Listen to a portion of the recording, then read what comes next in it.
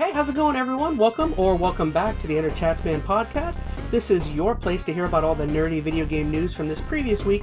As always, I'm joined once again by my good buddy Phoenix. Before we start, I would just like to say if you guys prefer the audio version of our podcast only, it is available on Anchor, Google Podcasts, Spotify, and Apple Podcasts if that's your preference. If not, my personal favorite option with podcasts is the video, but whichever way you guys have decided to tune in today, Phoenix and I are beyond grateful. So, Phoenix, how are you? Has it been since our last little chat? I've been doing pretty good. I tell you, Game Freak got their hooks back into me. I thought I was done with Pokemon last week, and then, stupid announcement, dropping DLC out of nowhere. I'm just like, man, not fair. Thought I was done. Yeah, it is interesting. I mean, I think we'll go into Pokemon quite a bit here in just a sec, but not immediately because my Pokemon adventure was interrupted by a game that came out during the week. Do you know what game that was? No games came out last week. It was the quietest week in all of the release schedule, Chaz. What are you talking about? The greatest game ever created and put onto any console was released. Of course, we're talking about Elden Ring, the game that's kind of been the talk of the video game world for the last little bit. I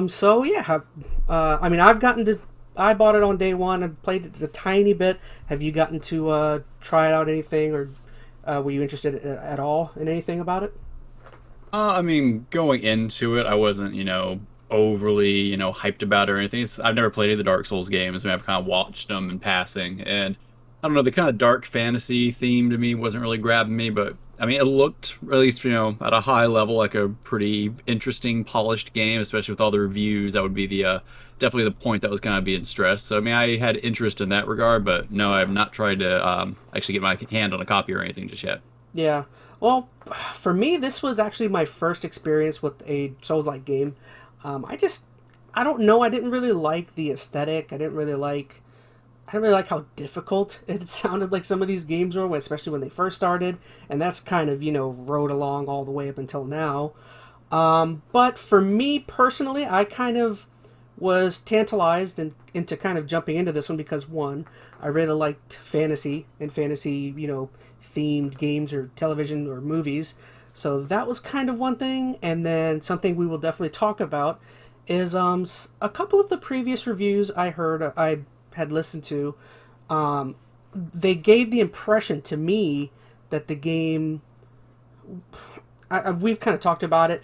They didn't say the game was totally accessible. They've said it was more accessible, which maybe I kind of took that and ran with it a little bit too far because, man, I've played up until this point, not much. I've played maybe 2 hours, and the 2 hours was pretty brutal. Like, I was kind of getting knocked all around the place, and I don't know, it was kind of jarring for a first experience of a franchise, and it kind of pushed me back into Pokemon for a little bit. But, So question, I didn't watch your whole stream. I kind of popped into bits and pieces when I saw you trying to test it out. I saw you get slammed towards the end with that that bridge boss or whatever. But did you do any kind of like exploration in the area, or did you kind of feel like you just went from like point A to point B kind of style play? I was gonna mention that. I feel like I went and did the very first campaign-oriented story mode-based mission. So. I figured, like normally I would probably start exploring first, but I was just like, and when you first opening a game, you want to play, like, a certain amount of story-based stuff just to kind of get, I don't know, kind of get enthralled, kind of surround yourself into what's going on with the story. Actually, this B-roll right here is showing the guy. Yeah, I see. But yeah, like, just... like I said, I kind of wanted to venture a little bit before going and exploring, but no, man, this guy's like the first big boss I'd faced, and I even had help from whatever, like, AI companion or whatever, and it was not fun. But I have a feeling you're supposed to probably go out and adventure and do other things, but I didn't feel like the game explained to me how leveling up or how exploring benefits you or makes you stronger anyways. Well, it's a tricky thing. I have not played any of the Souls-like games, so I'm not sure if maybe some of that, the way they kind of, aren't real clear with, how certain systems work and whatnot, if that's just kind of a standard for the series or if that's something new in, Elden Ring specifically. So it's hard for me to give, like a real educated opinion on it. But I mean, from my understanding, at least from listening to the reviews, 'cause I mean, I like kind of seeing what everybody's feelings were. And for those who were praising the game, but, clouding it as being a more accessible title, most of them were saying it's accessible if you choose for it to be accessible. Like if you want, you can have that same regular Dark Souls experience you've always had, which kind of seems like the route you were kind of falling into, even if it was, unintentionally. Just if you just work through the game at a normal pace without doing a whole lot of exploration, then you're still going to run into those crazy hard Dark Souls bosses that you've always run into. But Mm-hmm. if you take it as a chance to say, okay, well, I'm going to take a step back, go a different route, explore, kind of over level yourself a little bit, then it opens up a path for accessibility. So that's what we were kind of, I think, alluding to earlier when I know we kind of chatted back and forth outside of the stream, but Mm-hmm. basically just talking about the difference between something just being straight up accessible versus being more accessible than the other iterations in this particular, Souls-like genre. Yeah, and once again, a big problem with me is, as you were saying, like, a big problem with me is that the game, I think the game wholly depends on your previous experiences with the franchise, as you said. There's really not that much explanation as to how do you do anything. Like, I've said it, but like, the parrying system, I have a feeling that's probably the most important aspect of battling within the game and the combat.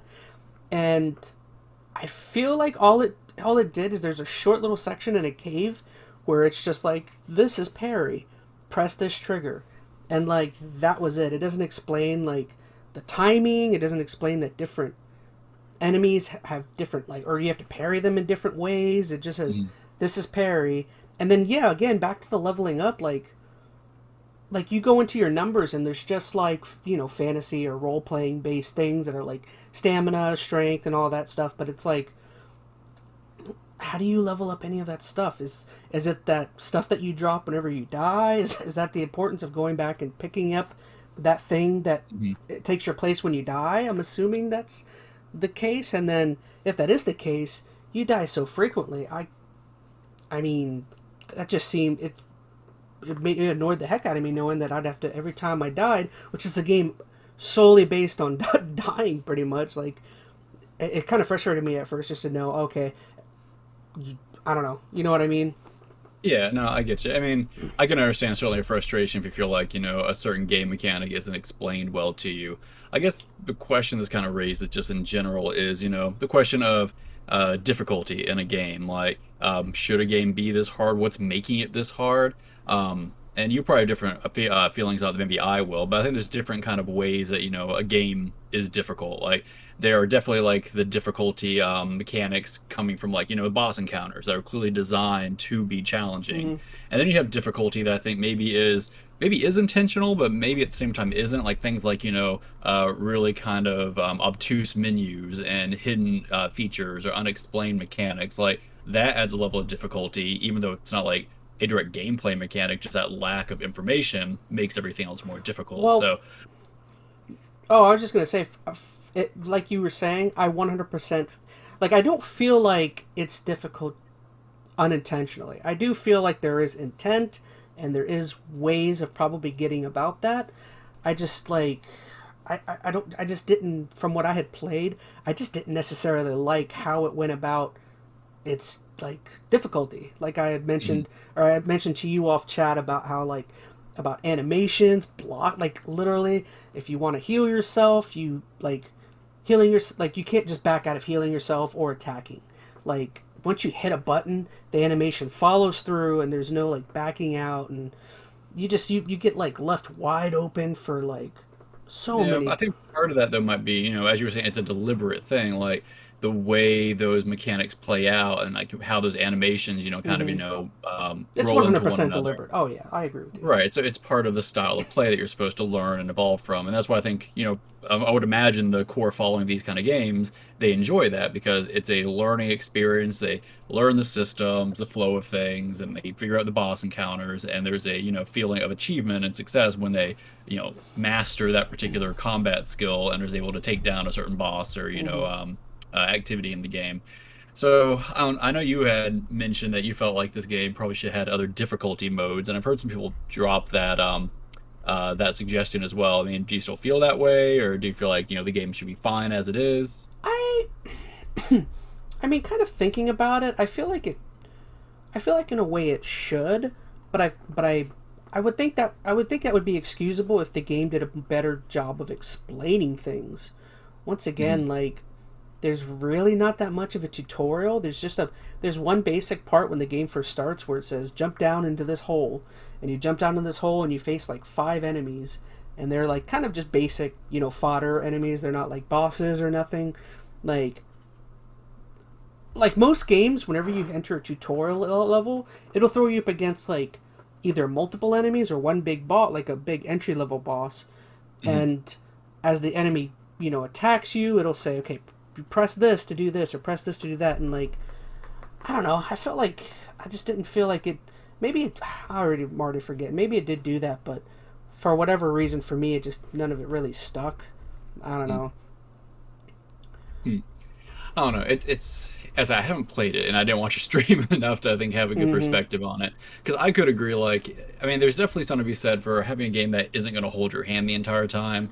I think too many open world games do that, and it takes a lot of the player agency away, and they don't. I mean, when you feel like you're being led by the nose through an entire game, that definitely takes some of the excitement of exploring and discovering things out.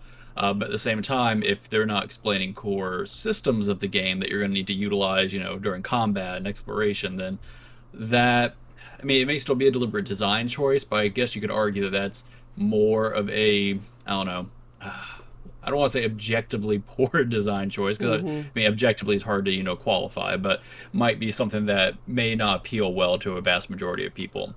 In general, though, like I don't know, I've heard that suggestion of we should just have an easy mode dropped in it, and I just inherently don't agree with that. Like I don't think when a I don't think a developer should be made to do that though. I feel like if they have an artistic like view, they right, should, whether I like it or not, they should go through with. If their viewpoint is that they don't want a game to have easy, then don't do it. But don't expect me to right. like the maybe people like minded like me. Don't expect us to like get into all of your games. Sorry, go ahead. Yeah, I think that's my thing. Like, games are not meant for everybody. I think there's been this push over the past few years that all games should be accessible to everybody. I think there is one thing if you're thinking about, like, disability accessibility, then yes, I think you should try to accommodate that. But when it's just, oh, I'm not good enough at a game, I think the game should be easier, well, then I'm not sure if I quite, follow that particular motivation. I mean, some games are, catered around having multiple difficulties and letting, different people experience it different ways, but a game like this, these Souls-like games, a core of this design philosophy is to have a challenge, some level of difficulty that maybe not everybody's going to be able to, actually have the skill level to accomplish. And I Mm, think that's okay. Like for that core group who really enjoys to get their butt kicked while playing a game, good for them. They get to go run through and have that feeling of satisfaction that they were able to accomplish it. I mean, does like I guess it suck for those who maybe don't have that skill level or don't want to put the time in to get through something. mm-hmm. I suppose, but I don't know. I don't feel like that should negate the game maker's design philosophy and making a challenging game for the core audience that wants a challenging game. Something that really came to my mind, at least when I was playing it, kind of harking back to the, like you said, the philosophy of the game kind of beating you down, and death being a big part of it, was I don't know, the game type and game style really reminded me of a game that we've loved. Maybe my favorite game in the last 10 years was a game like Hades, and those roguelike type games where like I really enjoyed Hades because of, yes, it was a game that was emphasized, death and all, and multiple runs, and like death really kind of hitting you hard. But Hades, for me at least, whenever death would occur, it at least rewarded you. Like I remember you would get like rewards, you would make progress, you would get resources, other things Yeah, that were gained through death. but that's not what this game is. Like they're two completely different genres. Like okay, yes, you die a lot, but I'm just the comparing them. reason for Yeah. dying. I think it's a tricky thing to compare though, because Hades.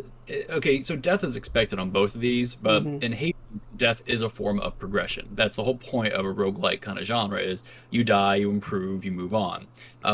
Souls-like games aren't, at least to my understanding. Once again, I have not played any of them by any means in detail, but yes, you die, but it's not about, gaining something from death. They're not roguelikes. You don't do multiple runs of a Dark Souls. It is a run, and you just have to, you die a lot until you get good, essentially. I Mm-hmm. think what you gain from dying typically is knowledge. Like, you learn a boss behavior or pattern. You just get a little bit better each time. Like, your satisfaction comes from slowly learning the boss's patterns and abilities and being able to overcome those abilities. So, I mean, I get what you're saying, and granted, I love Hades. I mean, if I'm looking at these two games, it's definitely a game that personally I would take to a lot more. But I don't think that's a knock against something like Elden Ring or Dark Souls. They Hades is a both true have 10. depth, but treat it very differently. That's a true 10 out of 10.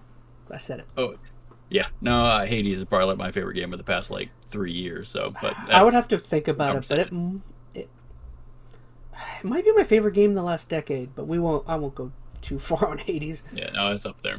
That could be another conversation one day. But I don't know. I guess my thing is, even though I haven't played it, I haven't gone through the frustrations you have. Maybe I'd feel a little different. I was one get my butt whooped, but I think it's okay. This game is hard. I think the bigger Mm-hmm. pushback it's getting now is you're right. A lot of reviewers were definitely very passionate about this game. They probably were fans of the series, so they were excited to play it, rated it very highly, and Speaking of, in let me their switch over. experience, they Okay, were, go on. clouding this as a more accessible game. I think people would have read into that differently. Mm-hmm. I think what would have alleviated a lot of this, and something I really missed from like a few generations past, if there was just like a demo for this game, like a 2 hour demo you can download on Steam or Xbox or wherever, play up till that big, bridge boss that got your butt whooped, Mm-hmm. and then make your decision there. You would know pretty quickly if this game's for you. And I mean, few games do that, unfortunately. I mean, Nintendo still puts out some demos for stuff. They just put out that Kirby demo recently, and people are jumping into that. But I wish that was a trend that would start coming back. Give people a chance to experience the game, at least a taste of it, and decide if it's for them or not.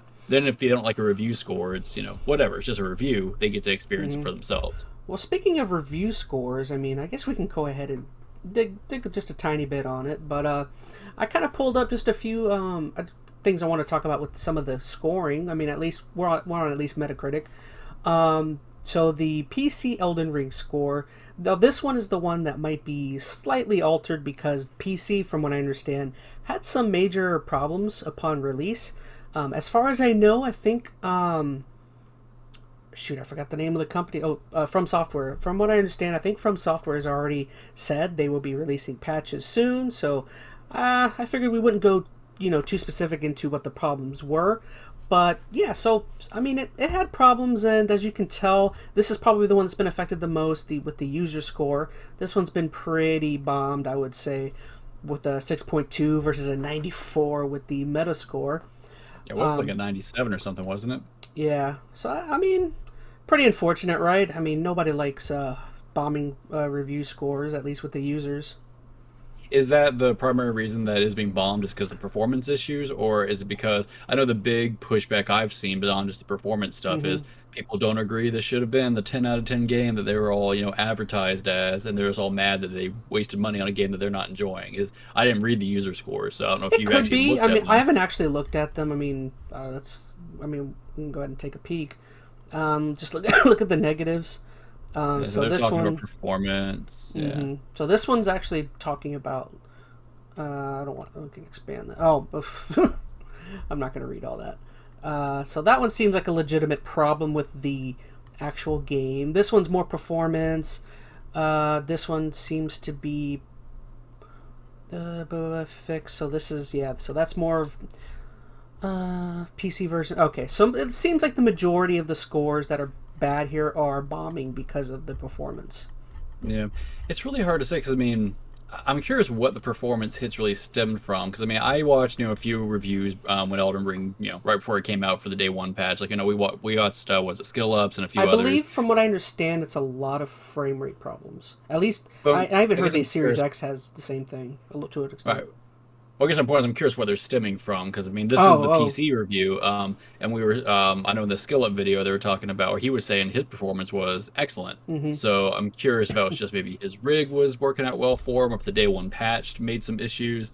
And that's a tricky thing. Like I agree that if a game comes out in a really poor performance state, that should hinder it from getting that perfect score. But at the same time, like games are always going to have performance issues. Like games are huge, complicated pieces of software. They're going to have issues to some level. So how much do you take off a score for those potential, performance hits or, frame rate issues, whatever it may be, Hmm. especially things that will probably be corrected pretty soon. Like I'm gonna wager, especially if there are other people who do have good performance, that it's just a matter of time before From Software kind of figures out what these issues are, updates them, fixes them, and then it works well for everybody. So should the game be permanently dinged because they had some issues at the beginning, maybe from a bad patch, or I don't know. Like if this was like a Cyberpunk issue where like the entire game was broken, that's a different story. This seems like a game that just, they're encountering some issues. Maybe it's in a worse state than they anticipated for It'll whatever go up reason, over but time, but yeah, maybe initially their sales will be dinged, like you said, dinged a little bit from it. yeah, I don't know. I guess I'm just getting like a user score like that. Like I think it's pretty crappy that people are bombing it. Like give me it zeros. It's Yeah, that's clearly not not a game fair. that's a zero. I mean, granted, I mean the critic scores are definitely keeping it up there, but I don't know. People seem to really harp on, especially like performance issues, and I can understand if you just invested, $60 in a game, you've been excited to play it, and then it performs crap for you. That's definitely going to, hit you where it hurts. But Hmm. I don't know. I'm also not a big fan of just review bombing in general because there are people who work hard on these games, and unless the game is legitimately a bad game, which by all accounts, from what I can tell, Elden Ring is not that. And even if you don't think it's the best game in the world, it is most definitely, or seems like a solid game for most people. So I don't know. I think that user score bombing is pretty unfortunate in this Hmm. situation. So back to it, I guess we'll just take a peek. The Series X scores are slightly higher, so a 6.9 and a 96. Once again, I feel like these are fairly low as well because from what I understand, Elden Ring was having some frame rate issues on Series Mhm. X. Granted, I don't think the discourse around this is anywhere near as bad as the PC version. By far, the highest rated is PS5. So PS5 definitely seems to maybe have the least amount of issues. I'm not sure, but yeah, 7.7. That's decent. Yeah, yeah. I mean, as I said, it seems like it's either people who are, unhappy that they bought a game that they're, not enjoying because it's harder than they thought, or it's people who just have poor performance. Which, don't get me wrong, valid criticisms. I'm not gonna say you're wrong for, not enjoying a game because you're having bad performance with it. That's completely fair, but I don't know. I don't think that should overly hinder the score of the game if we're looking at it that way. I mean, I don't know. It depends. I'm trying to have a good way to frame this. I just keep coming back to Cyberpunk. Like a game like that that's clearly broken. Yeah, I think you should be able to bomb that to your heart's content because clearly there was some shadiness going on there. The performance issues were more than just, frame rate drops. That game Mm-hmm. was just straight up not what they advertised. It doesn't seem that's the case for Elden Ring. Like for the most part, this is a solid game that is, unfortunately having some performance hits right now, but I think those are all things that will probably be resolved relatively soon. Granted, I might be eating my words if, it's in this state in like 2 or 3 months out and people are still having crappy issues with it, then Mm-hmm. that's a whole nother story, but I don't know. Something else I did want to bring up is a lot of the people. I mean, I guess more particularly like people at IGN and some other YouTubers I noticed. A lot of the same people that really like this game. I put this in the notes, but all of this very much reminds me of like a lot of the kind of dialogue or discourse that was happening. Remember back in the day with Resident Evil. It very much reminds me of Resident Evil, where like those games were kind of obtuse and very and kind of hard to play simply because of gameplay and kind of how puzzles and all of that stuff worked. Nothing was really explained. It was more like you kind of had to figure things out. But again, just in my opinion, it was a very get good mentality, kind of hard to approach and understand, and like it wasn't necessarily a game that people would call was for filthy casuals. Even though now Resident Evil, everyone plays Resident Evil, but I just felt like this conversation kind of reminds me of those early Resident Evil games, like maybe 1 through 3, because I remember like Resident Evil was not like it was always a name, but it felt like it was in a much smaller community back then. You know what I mean? Now Are you talking it's about like RE1 times, like yeah, back in the RE1, 2, like those early games. Well, that was also such a different age, man. Like, Mm-hmm. I think people they go back and they play a game like that now with, the benefit of playing decades of modern gaming, especially gaming nowadays that holds your hand and shows you every single little thing. That you go back to a game in the early '90s when a bunch of these systems weren't even created yet for, training the player to do certain things, and they're like, oh, well, this game's just too obtuse, or it didn't teach me something. But that's how most games were back And maybe then. they could Like, have an excuse because there was no internet. There's no easy way of well, I figuring think things out. it was a, just kind of a characteristic of the time of gaming back then. Like, and maybe it was even a conscious design decision. Like, I don't know what was going through the designer's head, but I mean, there is definitely, I think, for a, survival horror game like that, making you feel uncomfortable and Hmm. unsure of yourself. I mean, that could have been something they, explicitly chose to make the player feel. I don't know, but at the same time, I would imagine it's also just a sign of the times and the technology and just even kind of the type of games and styles that are being made back Hmm. then. They didn't incorporate the big hand-holdy stuff that we see A nowadays. game So, like Tomb Raider kind of sounds like that too, though. The original Tomb Raider, I remember, was like man, a impossible lot to of games figure were out what like the heck that you were back in doing. the 90s. Yeah. Especially like those PlayStation, like even some of the RPGs and action games. Like, if you didn't have a guide, good luck figuring stuff out. You'd have to spend hours looking at every nook and cranny. But at the same time, that was kind of the fun of it. I do feel like to a certain extent, that kind of exploration has been lost in modern games. Like, you could argue that maybe it was too obtuse back then, but at the same time, when you figured out how to do something or you found something to help you progress in the game, it was exciting. Like, you felt really good to have, discovered that on your own and made progress on your own. Hmm. Um, and nowadays, you don't always have that. In games, you have markers all over the place. They tell you every single thing you have to do. Look at something like Arceus, right? You complained ad nauseum just how slow and tedious the beginning of the game was because they wanted to show you every single little thing. And, like, I think it would have been okay if they just didn't tell you some of that stuff and let you figure out a few That things on game's your actually own. a great compare and contrast to Elden Ring, where like this game kind of doesn't really do much to show you that, but RCS was just like you said, like an hour and a half's worth of this is how you do And to this. be fair, I mean, I think it depends on what kind of gamer you are and what you want out of it. And this is where I'm ultimately kind of coming back to this whole Elden Ring thing. Like, people are upset about the difficulty and obtuseness and whatever, but this game just might not be for you. And that's totally okay. I can No, understand I'm feeling a fine. little disappointed because you might want to experience the game I'm not somehow, even looking but for a refund. I'm whatever, it's just, I Oh, mean, that's all media though. Like, there are certain movies that I might want to, watch. Like, so like for me, it's like horror movies, right? I mm-hmm. enjoy horror movies as a concept. Like, I enjoy still like the thriller stories, but man, I don't like watching certain horror movies. It's not my thing. And I feel like it's a similar thing here. Like, this gameplay may not be for me. Yes, I might be intrigued to, know the story and maybe the environment. I'm missing out on that, but at the same time, the rest of this game just isn't my bag. There's 1,000 other games out there that are. Mm-hmm. So I don't know. I can understand people wanting to be upset and enjoy what everybody else is Oh enjoying, no, I but hope I people think are enjoying it. Yeah, I don't have any problems with it's it. okay for a game not to be for everybody. Mm-hmm. I don't think that necessarily means it shouldn't be a 10 out of 10 or it should be a 10 out of 10. We can talk about that in a different kind of discussion, but I don't know. Let the game be what it is. For those who enjoy this style of game, which clearly there are a lot of people who do, they're gonna have a great time with it. And And I think that's great. They should. and I've been like I don't know, like I'm not often swayed by like review scores and discourse and like dialogue and communities over games, but there's other games that have suckered me in to playing them, and I was just like, I don't get it. Like, remember, I don't know if you remember Gone Home. Gone Home was a game Mhm. with a lot of people talking about it. I played it and was thoroughly unimpressed. I mean, I played oh, what's that one game? Oh man, it's gonna kill me until I remember the name of it. Oh, you're talking about Outer Wilds. I know we've had this conversation. Outer Wilds was one, but there was another game. It was it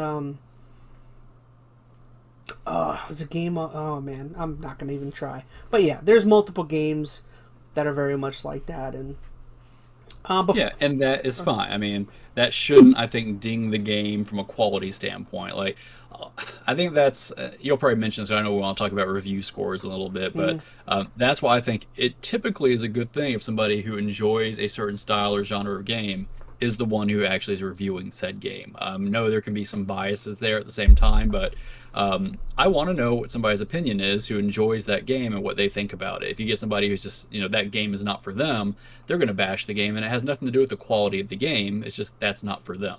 Yeah, I mean, it's as if if it's as if you gave me Mass Effect 2 to review. I mean, what kind of score do you think I would give it? Oh, Yeah. one, that game's the worst. Wow. I'm kidding. No, two of the greatest games ever. Okay, so before we've kind of gone on pretty good for this one, but before we continue, I guess we kind of got into some of my problems and negatives, but I did want to point out a couple things I actually really enjoyed about Elden Ring. Just a few basic things. I really enjoyed the variety of character bases and options with the character creator. I thought it was pretty robust and detailed, and I don't know if you got to saw, but people online had showed that someone created Kanye West. Pretty Oh no. pretty realistic one. But yeah, like you can create basically, whatever person you'd like to create. Other things, I really loved the opening cinematic and the overall plot. For me, it felt very Lord of the Ringsy. Felt like it did a great job kind of creating intrigue and making you kind of wonder where this queen had gone and what exactly the Elden Ring was and what it could do.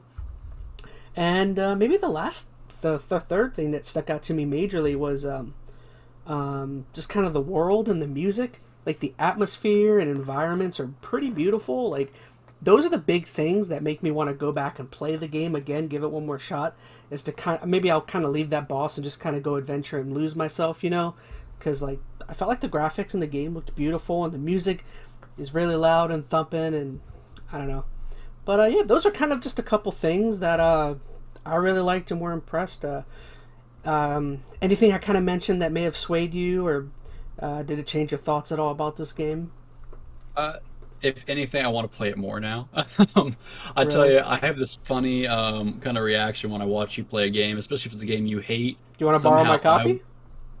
well, I don't know, maybe, but I guess my point is like this happened to me with like when you were playing Arceus for the first time. Mm-hmm. You were just beaten down on that game, but something about the reason, because you hated it so much, I wanted to play it and figure out. I don't know what you were wrong with. I don't Mm-hmm. know. I want to figure out why you were wrong in the whole thing. Well, I'm So I kind of have that feeling now. well, I'm willing to give Elden Ring a chance. I feel like tomorrow night I'm gonna. Well, maybe not tomorrow night 'cause I have to put out the podcast. But I think Saturday night I am gonna do one long stream. I'll give it one more like 3-4 hours, and if nothing settles in, I have no problem kind of being done with it. So after Saturday's done, if you want, you can borrow my. I have a Series Oh, X copy, and you can get to. I'm good right now. Well, I've Don't still have got your time. Don't Mass have Effect time. anyway, so whatever. I know you do. I haven't forgotten. So moving on, we'll go ahead and get into our kind of topic and conversation about the scoring of Elden Ring. I mean, it seems like everyone is scoring it very nicely and very high. Oh, I just remembered what I wanted to say. So one thing that kind of led into the scoring was I kind of watched a video. I don't know if you got to watch it. I sent it to you earlier Oh, with with Alana, Alana what's her Pierce. face? Yeah. And I don't know. I kind of felt like some of the stuff she said was stuff I'd kind of always felt, but I don't know. It was kind of just confirmation for me as to things that were going on. She was just kind of talking about some of the background stuff that goes on at IGN in terms of their scoring. And we won't go into it much because I feel like you kind of touched on it earlier about how you'd rather hear someone reviewing a game that's more of a fan of it than someone that's not, because someone as a fan can kind of, I don't know, give more context, give more background knowledge on it, right? Yeah, and I mean, I watched her video too, and I understand her whole thing was typically people who review games are the ones who sign up as those who want to review the games, and those people are picked from a list, and therefore the person who typically reviews the game is somebody who has a favorable disposition towards it, which I know might sound like a negative, like oh they're going to be biased, they're going to make it a It perfect does 10 at every single first, but time. once you think about it, Here's the thing, people are always going to be biased one way or the other. Like the other extreme of that is somebody gets stuck with a game they don't like at all. Like if once again I haven't played it, but let's assume that I really hated Dark Souls games, okay, hmm and I was asked to review Elden Ring. I'm probably going to have a miserable time, and then my review score is going to represent that. And I don't think that's fair, especially for the community who probably will want to play this game.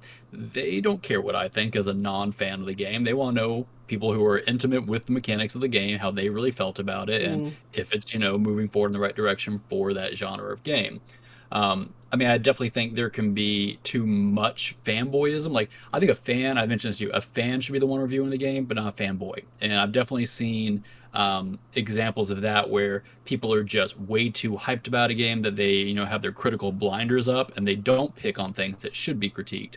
I know the one that comes to mind, I think I mentioned it to you, the Pokemon Sword and Shield review from however many years I don't ago. remember who's which company or which It reviewer was you're talking IG. about. It was IGN. I don't remember the exact reviewer name. I saw it in a video the other day. And it reminded me. I think they gave that game like a 9 point. It's like a 9.7 or a 9. It was like mid to high nines. It's probably And reviewed here's by the like I actually know a lot of them. It's probably by like Casey DeFreitas or maybe Seth Macy. I think it was Casey.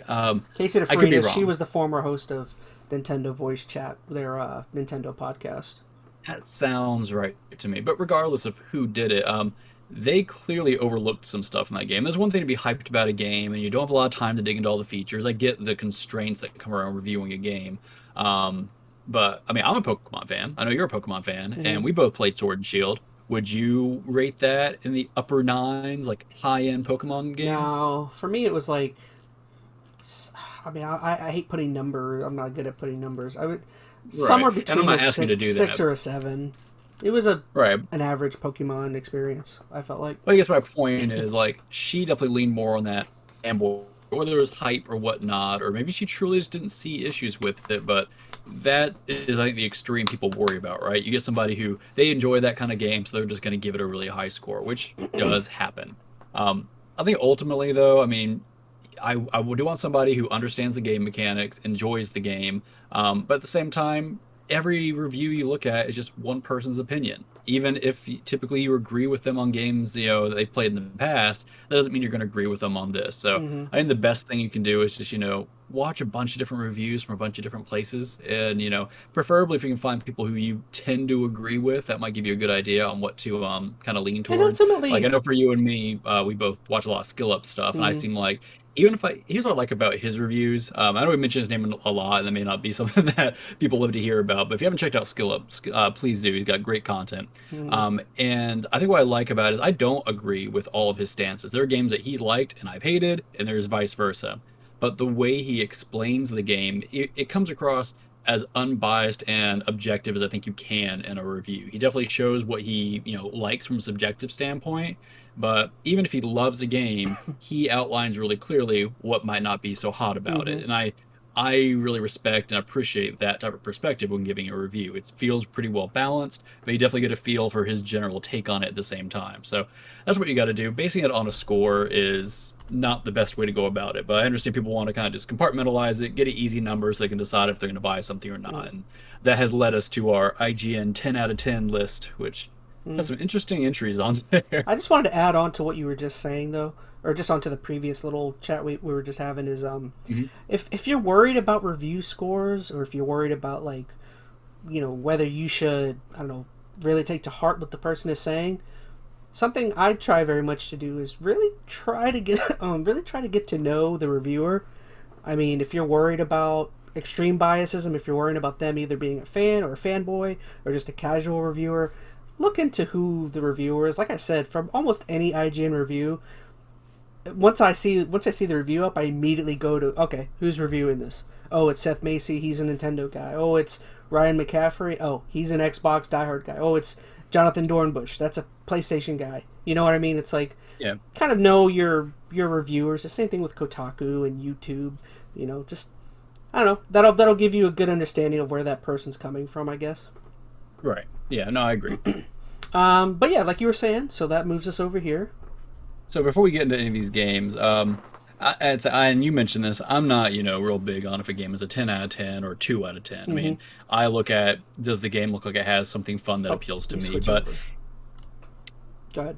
oh, I guess I was going to say, like, if you were going to, like, rate a game perfect, 10 out of 10, whatever it may be, what are your qualities that would make a game a 10 out of 10? Does it have to be, perfect at every level? Like, technically it's a marvel? Does it have to, push the genre forward 10 years? Like, what makes a game a quote-unquote 10 out of 10 game for you? I mean, I guess in the absolute most simplest terms, I feel like a 10 out of 10 should be a game where you have to struggle to describe its cons. Like, you know what I mean? Like, there are games like that like where it's hard for you to like say exactly what the problem with the game is. Like, games like that for me would be like Mass Effect 2. I would say there's Zelda's got maybe one or two of those type of games. Rockstar's got quite a few of that. But yeah, I would just say in simplest terms, games where you have to like really stretch to like have a con or some sort of particular problem. And but yeah, so I don't know. Interesting. And I don't disagree with that. I guess my take on it would be every game is going to have a con or a flaw. Like we mentioned this earlier, talking about your performance issues and whatnot. Mm-hmm. No game can be But perfect. how major? Yeah. Right, but I mean, when you say con, I mean, what kind of con are we talking about? Are we talking about like technical issues, like we're seeing with Elden Ring, or like technical issues on the scale like Cyberpunk, or are we talking about, oh, I just don't really like that gameplay or design choice they made? Like, when you say con, what are you referring to?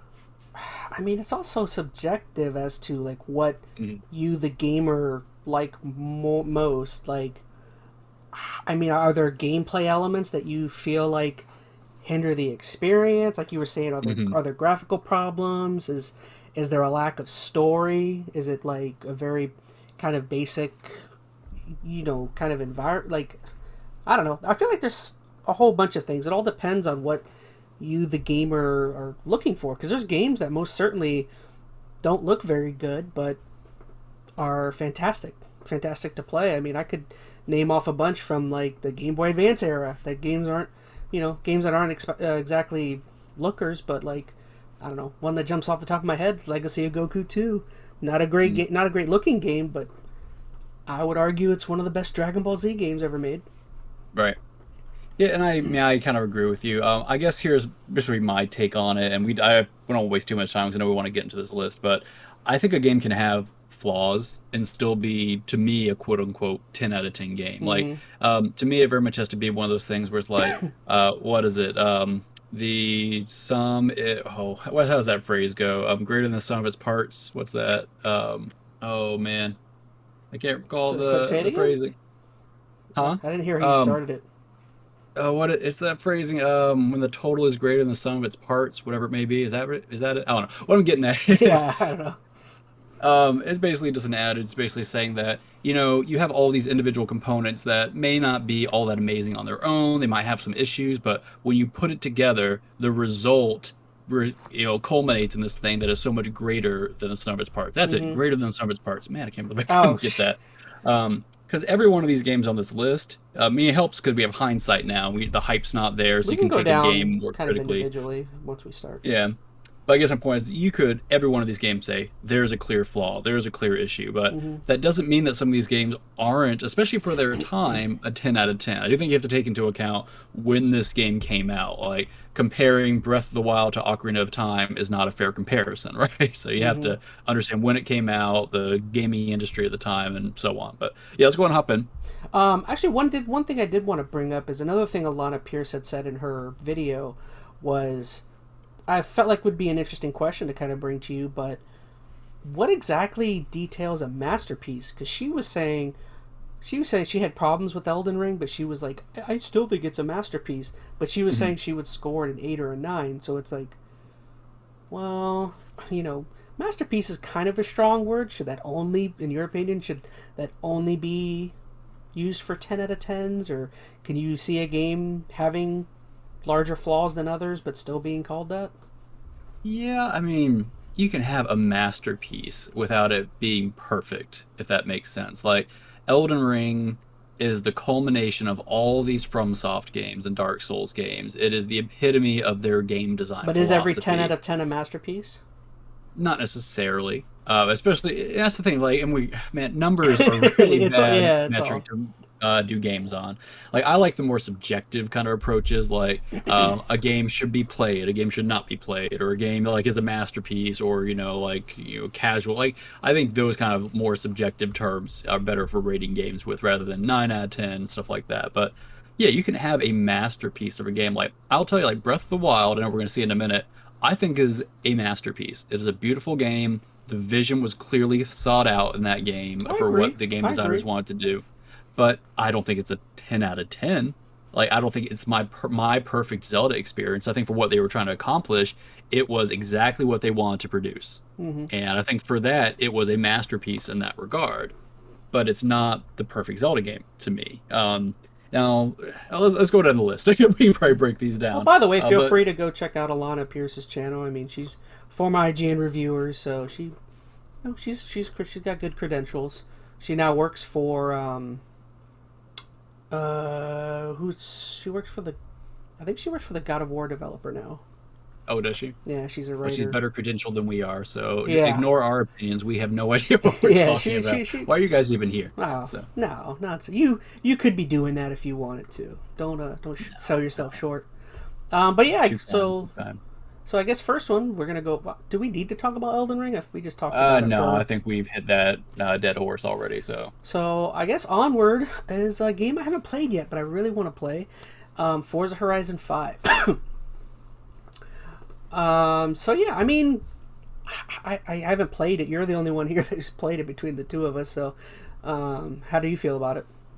I enjoyed it. I don't know. It's hard for me to say 10 out of 10 on it because I didn't spend enough time with it, and my interest in racing games has dropped off. And that's something else to keep in mind too. Like a game can be a perfect masterpiece game, and I don't have to like it. Right? As long as it's for a certain group of people, the game they were looking for, and the epitome of that game design philosophy. I think it could still be a 10 out of 10. And from what I played of Horizon, it was very well polished, had a lot of great features. The racing was fun. I got a little daunted when I started Mm-hmm. looking at how big the map was, Oh, and something else was coming out too. I think it was Halo or something. So I was like, yeah, I'd rather play Halo. mm. But it was a great game. I think the quality is there that I wouldn't argue with a 10 out of 10 like, game of the year kind of argument with it. Um, but I don't know if I personally would have given it that score just because once again, it's not my style of game. I would. I mean, I would just. I've never played. I'm not a big car racing kind of guy, but for me personally, I would just say, when it comes to racing games, my personal like 10 out of 10 or maybe my favorite masterpiece racing games are older games, and I would say my favorite aspect is a little bit Well, less. I want to guess. I want to guess what your favorite one is. Are you Uh, gonna say Burnout? yeah. I knew it. I don't prefer. I prefer generally the more ridiculousness. The I like arcadey the ones. arcadey type. And Horizon is pretty arcadey. I'm sure it has aspects of that. Yeah. And I think that's why I did enjoy Horizon. It kind of fits that good balance to me. Like I'm kind of the same way. I typically lean the more arcadey Which style, a Burnout? little bit of sim. I like Takedown. Takedown's my favorite. Oh man, I liked a lot of them. Was Takedown technically I 4 or 3? I thought it was 4. 3. I could be wrong. Because I think Burnout 3 is its own. Oh no. Yeah. Either way, go ahead. I don't remember. Personally, I liked Paradise. I know that was a very different style of Burnout game, I but I just never liked got that. into it.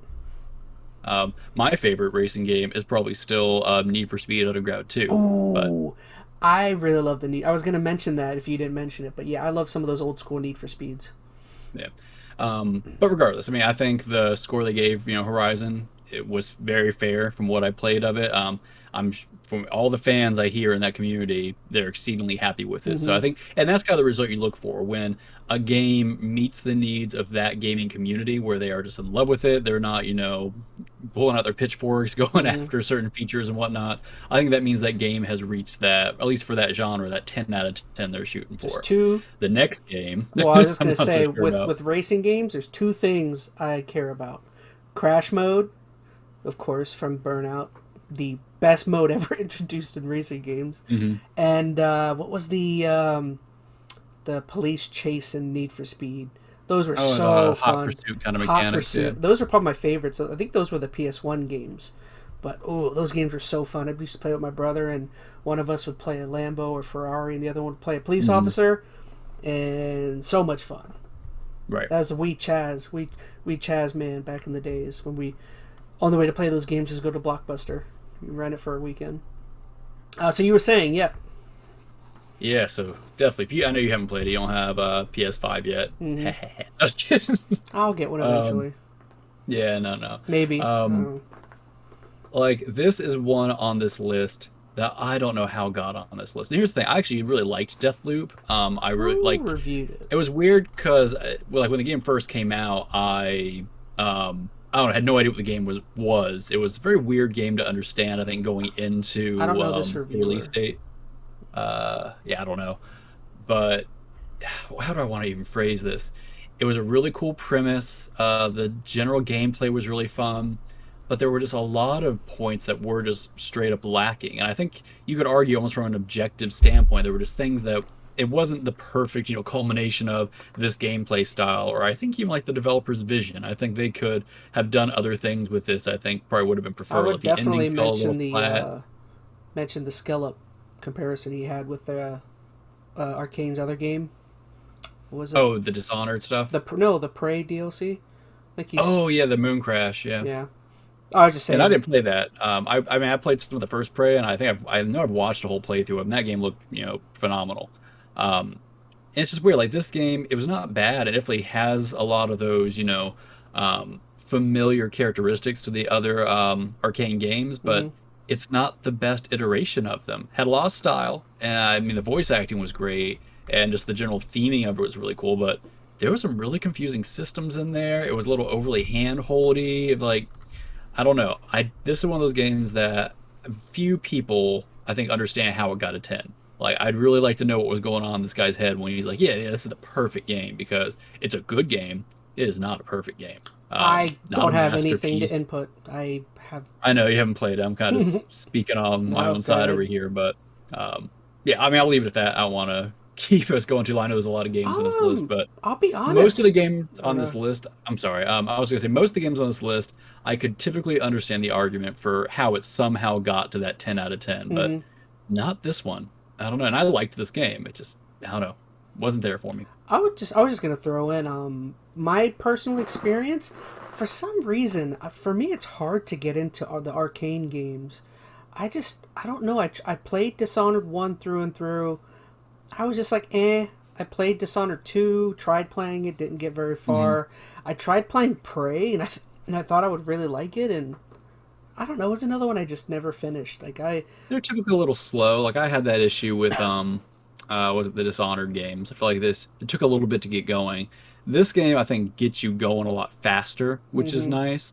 And it probably helped too. I was on a big roguelike hit for a while. Like I've been playing Hades a lot. I just run through Returnal. It looks a So lot like that this one game, game, We Happy Few. I don't know if you ever got to play that one. yeah, it's styled like that, kind of that 60s vibe. hmm Um, but I don't know. It was a fun game. I don't want to knock the game. I really did enjoy it. It wasn't a 10, in my opinion. Huh? Well, I'll believe you. That's right. That's right. You will. No, I'm just kidding. I have All right. no original opinions. Okay, so let's switch back over. Yeah. So I guess I mean just we can just stop on games that I know you played or something. I know this we've is got like just like 20 games on here. this is one I've really been wanting to play, and I don't know anything about it. Is Disco Elysium? Is that one you've tried out? If not, we won't go too far. I don't know anything about it. I just know it sounds. No, I know for the longest time it was only on PC. And I think they finally put out a Switch version. I'm definitely interested. I've heard great things about it, but I can't give an opinion one way or the other. It's definitely one I want to try out. I mean, it says it's traditional pen and paper RPG. That's interesting. Noir detective fiction, twisting plot, side quests. I've That sounds watched some fun. videos of it. I don't know. It doesn't. At least just looking at it, it seemed like it's gonna jump out and grab me. It seems like it's kind of slow. Like I think it's one of those games that you have to get into the narrative with and really kind of understand the inner hmm workings of the RPG element. So I don't know. I'd have to really give it some time. Next, we have three games that, again, these are games I don't have experience with. I would say the only thing I've heard from Spelunky 2 is I think Damon, or, not, yeah, Damon Hatfield with IGN. I think he's a gigantic Spelunky fan. Like, it's like one of his favorite games of like the last 10 or 20 years. So he's the only reason I know about Spelunky is him mentioning it. Yeah, I'm kind of in the same boat. I mean, there were a couple of YouTubers I watched who were given that like game of the year, game of the decade. So I mean, I'm sure it's a quality game for those who are into that. It's kind of like a pseudo roguelike, I hmm believe. Wasn't I the just don't know first the one a details about it. 3DS game or DS? Might have been. I know. Well, I don't know. I honestly don't know. Can't say. Hmm. Okay. So, Flight Simulator is another interesting one. The only reason I know about it, or know about how good it is because of, again, here he is, Seth Macy. Hmm. Um, he's more of a Nintendo guy, but I think his background is he was in the military or he was in the Air Force or something. So that's why they Yeah. put him on there. Okay. Here's another one. All right. Last of And Us this Part one you did 2. not play, but I know you were very opinionated on. No, I haven't played it hands on. I watched. I like Angry Joe sometimes. I really like him sometimes. I used to like him more before, but I still kind of watch him and enjoy his content now. But yeah, I watched his Twitch kind of entire stream of it. His whole like I don't know. I think it took him 25 hours, 20 hours to beat it or something. Hmm. Oh, but you I just played it, so Yeah, I mean, there was a lot of discourse about this, and I mean, I think if you sit here and you argue the narrative issues with it, or maybe not issues, but the various opinions on how the narrative should have gone, I mean, you could be here all night trying to, decide Jonathan if it was the right Dornbush, decision. he Yeah, hosts well shoot, he hosts whatever IGN's Beyond, their yeah, PlayStation podcast. yeah. I mean, I guess I enjoyed this game. I don't know if I would have given it a perfect 10. Nothing to do with the story. Like, the story is what it is. I think, here's the thing, the story was executed well. I mean, regardless if you agreed with the direction the story went, it was acted very well. The cinematics were great. I mean, I guess what I didn't like about it was, honestly, the moment-to-moment gameplay wasn't as fun to me, and Mm-hmm. the pacing felt really off. For those who have played it, there's a big shift that happens halfway through, and to me the pacing just kind of tanked. I know they were trying to do from a narrative structure, but Mm-hmm. to me that really just pulled me out of the game a little bit. So um I don't know. I I think Man.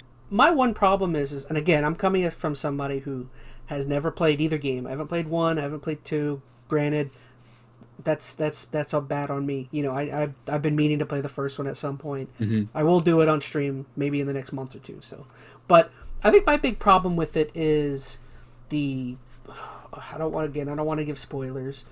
There, like you said, there is a narrative shift, and when that narrative shift happens, uh, there are other characters that get kind of pushed into the spotlight, and I don't know, like, just the parts that I enjoyed in terms of the most on stream from watching Angry Joe were the parts that had to do with, you know, more of like, shoot, oh gosh, I can't think of the word. What is it? Reminiscing. There were like dream like Oh yeah, the flashback. flashbacks. Couldn't think of the word flashback. Yeah, the kind of Well, stuff that's that. the thing. Like, most people who like The Last of Us, they like it because of the Joel and Ellie connection. And Mm-hmm, this game really pushes that connection a little bit and definitely adds some cool layers to things. I guess here's my what I would take away from it and why I wouldn't put Last of Us Part 2 a perfect 10. Like, so Last of Us Part 1 and Part 2, I mean, they're both games in a similar vein, but I think Last of Us Part 1 hit a perfect balance of pacing, narrative, story, gameplay. The gameplay was a little wonky in places. Like, once again, that game felt like a full realization of what it wanted to be, and I could understand the argument for that being a 10 out of 10, a masterpiece, at least in that regard. Part 2, to me, felt unneeded.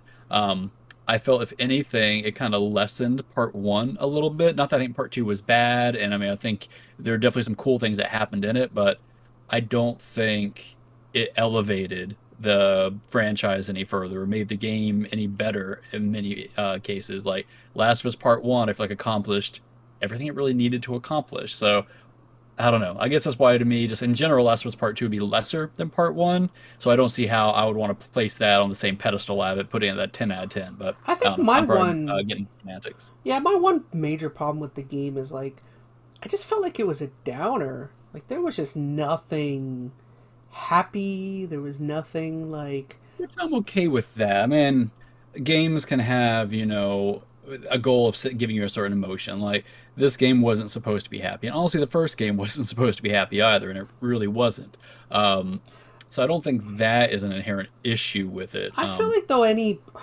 See, this is the kind of the problem I had with even something back in the day is like The Walking Dead, where like if there's no goal, if there's no sense of like you ever being able to approach a sense of normality or a sense of completion or anything, it's just like I don't know. For me, it all just it it's not satisfying and I guess not rewarding, and to an extent, like Hmm, there has to be some sense of like of a an end goal, and that I'm game gonna hard disagree with you on, really. at least for The Last of Us. Like, it, here, oh man, I was looking where I want to say this.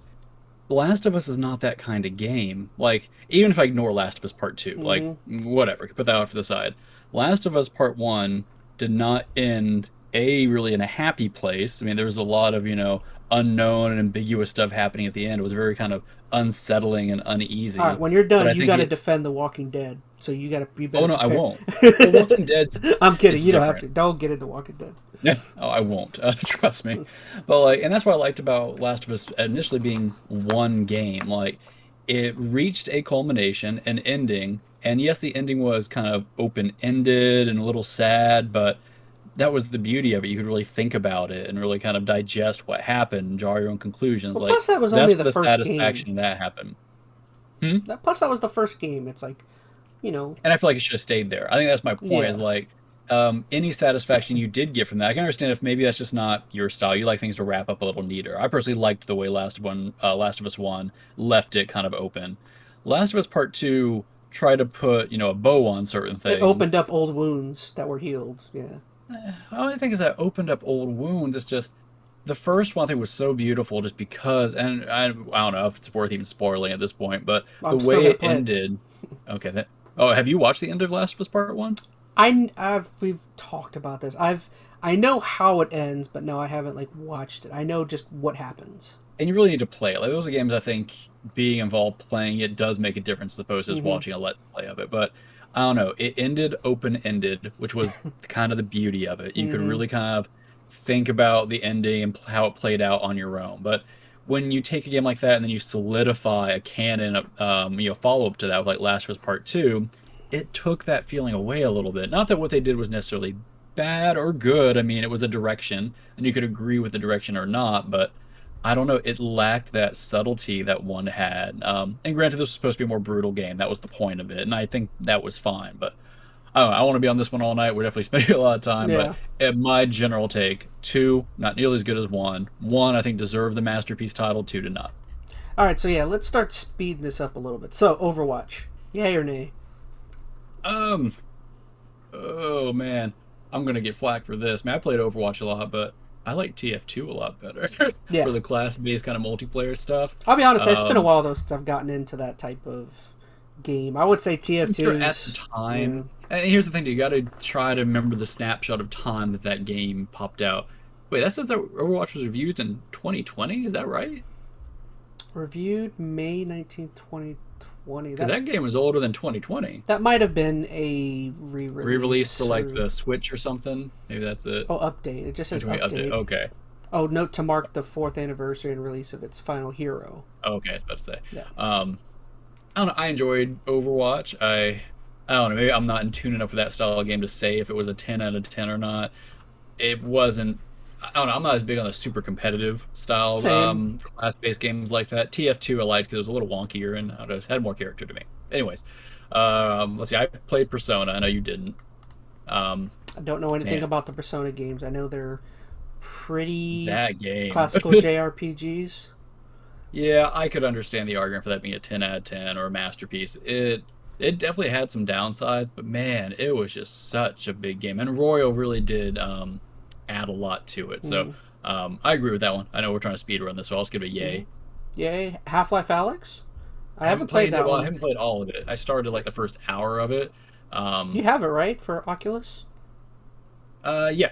I got it for Steam, and I can stream it to my Quest 2, which works pretty well. Mm-hmm. Um, it's neat. I mean, I don't, it's creepy. It's the reason I haven't followed through All it with had, it. I mean, I would have on this You'd list probably like it. Half-Life 2, but I would say as long as it, transfers that experience of Half-Life 2 to a VR like experience, then that's It all it really does. has to do.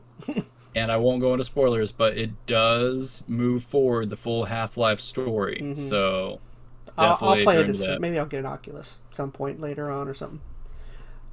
So yeah, we'll move on. Red Dead Redemption 2. This would be a close one for me personally, but I would say nay. I I'd say nay. I really enjoyed it. I thought there were good aspects, but I would say I liked Red Dead Redemption 1 more than Red Dead Redemption 100% 2. agree. I mean, I would say the narrative in 2 was probably better. Like, honestly, it was one of the best played out stories I It's think I'd probably a seen better in the game. game, but Oh no, I wouldn't say that. I would say the story is probably better. Like Arthur's, character arc and how he went through with what was the leader's name? Dutch. Dutch, yeah. like that whole relationship was really cool. The ending was like the story was great, but there was definitely the point when I was playing this game that all I wanted to do was plow through the missions and just Mm-hmm. see the end of the story. The gameplay, man, didn't work for me. Like, um, I'd have to play them both side by side, but Red Dead 1 had that like arcadey feel a little Mm-hmm. bit. It felt a little cartoony, which I really liked. It was still realistic to a certain extent, but 2 took it to that super realistic level where it lost some fun, became more tedious, and I was just like, man, I don't care about all this I simulation think like I think stuff. the I just biggest want to play a game. I think the biggest problem for me was I just didn't think Arthur Morgan was as interesting as John Marston. I just like John Marston more. I don't know. And that's fair. I mean, I liked Arthur. He was a different kind of character than Marston, but you get a lot of interaction with Marston too. So I mean, I liked what they did with that game narratively. I feel like it Just the went on way too gameplay long wasn't too. me. I remember. Yes, I remember. I way too long. I think I must have been at 30 or 40 hours until I got to the Hmm. end. Yeah, no, and just the gameplay did not support it for that long to me. But either way, Next, we'll move on to another one I haven't played, but definitely want to, is God of War. I totally missed just about, if you haven't noticed, I totally missed about all of the PlayStation 4 games because I never had one. But yeah, so what were your, did you play this one? I did. Um, Man, I'm torn on this one. I'm trying to think even where to begin. Like, I mean, I could definitely understand the argument for it being top tier game, masterpiece, 10 out of 10, whatever. But I don't know if it's my favorite God of War. I haven't played them all, to be fair. But the style changed so much. Like, I liked the super fast paced, just crazy style from the old school God of Wars. This one slows it down a lot. Now, the narrative is far more engaging. It's a beautiful game, and for those purposes, I definitely think it's a better game. But just the moment to moment gameplay, I preferred the old school ones. But I don't know. I can definitely understand the argument for 10 out of 10. No, and I agree with your sentiment on the old school ones. I mean, I have only played, in terms of God of Wars, I've only played God of Wars 1 and 2, and those are pretty great games. I really enjoyed Mm. those. Matter of fact, at some point, maybe this year, I would like to start an entire run through of streams on those games. Like go from one. I haven't played any. I've only played one and some of two. So like, I would love to go back through one, two, three. I have there was a no, a branch off fourth one. What was it called? I don't remember. But yeah, Oh, Ascension. That's right. Ascension, yeah. So I would like to go back through those, and maybe I still need to get a PS4 or PS5, so I still need to play 4 or the new You can God of borrow War my game. 4 if you got to. Yeah. All right. So once again, yeah, that's his thoughts on that. So Celeste, Let's just look at the ones that we played, and we know yeah, we're I taking a haven't lot of played time on. Celeste. Yeah, Super let's take care Mario of that. Odyssey, that's one I have played. Um, I didn't finish Mario Odyssey, but from what I played, I thought it was fun and fine. I didn't think it was a huge leap, as other people as other people thought. For me, it was just fun. I would say it's more closely for me, maybe to a 7 or an 8. Um, I Yeah, just I can get behind that sentiment. I thought it was a little bit too. I know this is weird to say for a Mario game. I thought it was a little bit too cartoony, to an extent, and just kind of. I know Mario's cartoony, but maybe I'm not phrasing that right. But I don't know. It was just a little too out there. I wasn't too crazy about the hat mechanic and all that stuff. What did you think? I mean, I think that's fair. I mean, I think the platforming is probably the best Mario has felt in probably any game. Like, you could do the most with him, I felt like. I just feel like they didn't go far enough with it. Like, it definitely wasn't, or it didn't feel like a true successor to something like Sunshine or Mario 64. Like, it's in that vein, but I don't know. I feel like they could have went a little further with it. I felt at the end it was just kind of lacking in ways, but Mm-hmm. I don't know. I'm kind of speaking on my butt here on it because I mean I did enjoy it, but I don't know. It just doesn't come across to me as the pinnacle Mario Mm. game. Like I would still rather go back and play Mario World or Mario 3 for I'd that still matter. rather play Sunshine. I don't Yeah. know.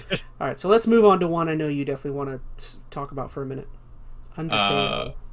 we're not allowed to say anything bad about Undertale. Your channel will probably be taken down violently if we do. I've never played Um, Undertale, so It was good. I mean, I can definitely understand the argument for 10 out of 10. It's such a very unique game, and it's definitely something not everybody's gonna like. I enjoyed it, Hmm. but man, I there are definitely, I know people who could not stand that game because it's not the kind of RPG that you might be used to. But well, for what it set out to do, it did a fabulous job at. And it was one guy who made the whole thing, and some of the music. I mean, they're bangers, so I love that. So on to one that I would, if you can't tell, me and Phoenix really enjoyed was Legend of Zelda: Breath of the Wild. Just my basic outlook on it. I didn't necessarily think it was the total game changer, which, I mean, I guess that's been proven to be wrong because look at how many games have tried to replicate. It's kind of open world magic. I mean, you had what is that game, Phoenix Rising or Phoenix Hmm. whatever. You had Pokemon's kind of venture into it with Arceus kind of going with that deep open world. So yeah, there's a bunch of games that have kind of tried to replicate it since. So I didn't think it was as revolutionary as it was when it first came out, but I still found it really enjoyable, and it was a fun time. And I actually want to go back through and play it again on stream or Yeah. something. So what did you think? I'll save my full thoughts for a different video because man, I could talk a long time about this game. I think I mentioned it. I would give this game that masterpiece title. Mm-hmm. I would not say it was a 10 out of 10, or even my perfect Zelda I would experience. agree. Like there were a bunch of things. Like I did not love the Divine Beast as a replacement to the dungeons. Mm-hmm. I don't know. There's a lot of little game design decisions that I respect, and there's definitely a lot of great things that came out of that game. It is a beautiful game, and there's some great moments in it, but I miss some of the traditional Zelda stuff that got yanked out of it to make As Breath of the Wild. as So someone who is a noob Zelda player, I mean, I've only really started playing many of the games recently. Um, I I definitely agree that I can see why someone who's a fan of the old stuff wouldn't have been crazy about some of the decisions to break away from some of that stuff. But I think it's a very fun and entertaining, different take on a Zelda game, in a mhm. way. It's not my favorite, but yeah, like you said, I enjoyed what they tried to do. Yeah, it's the direction they should go. They just need to pull some more traditional aspects back into it. But either way, Next game I want to talk about, Inside. hmm A really interesting game. I mean, so this is made by Play Dead, who are the guys that did Limbo, of course, and it's a really sort of weird world platformer. It's tough to say if this would be worthy of a 10. I would say as an experience, it's a 10 out of 10. As a full-fledged game, maybe it's more like an 8 or a 9, but that is a game why that would that matter? What do you mean full-fledged game? It's a full-fledged game.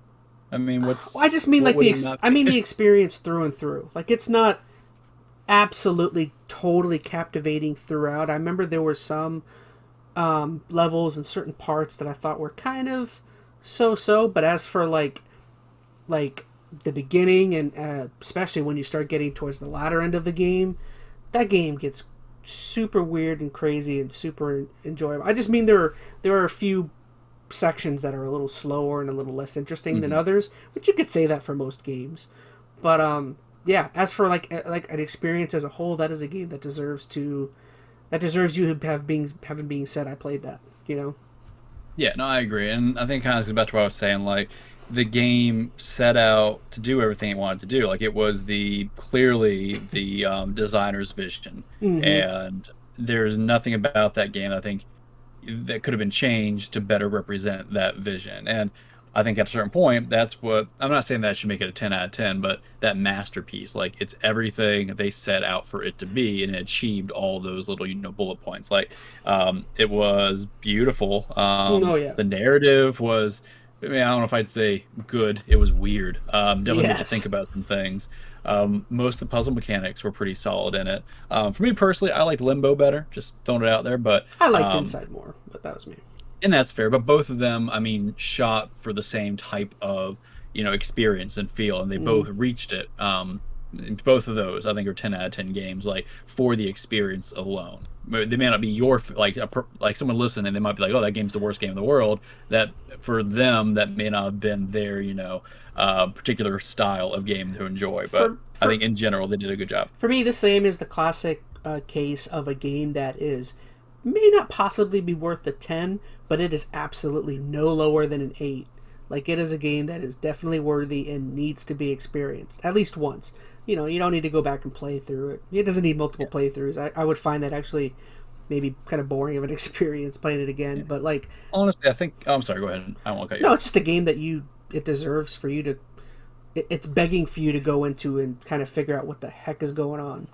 Yeah, and I think probably a better way. I know we spent way too much time. I admit I didn't think we spent this much time on this list. Yeah. I think the best way to look at all of these, if you're trying to gauge it, is not on the number, the 10 out of 10. I really think the masterpiece title is this the culmination of what the designer was trying to do, and that serves the community that's going to enjoy that kind of game. That's really what I think I'm kind of validating or verifying with these games. Like, does it reach that status? Like Breath of the Wild certainly does. It may not be my 10 out of 10, but it is a masterpiece game. So is Inside. So is Limbo.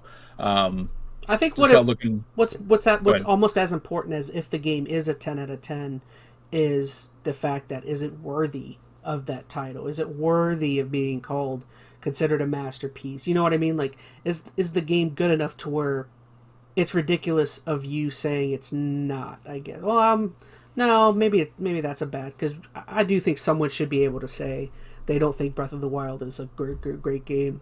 Now you might be wrong on it, but as a whole, the community agrees.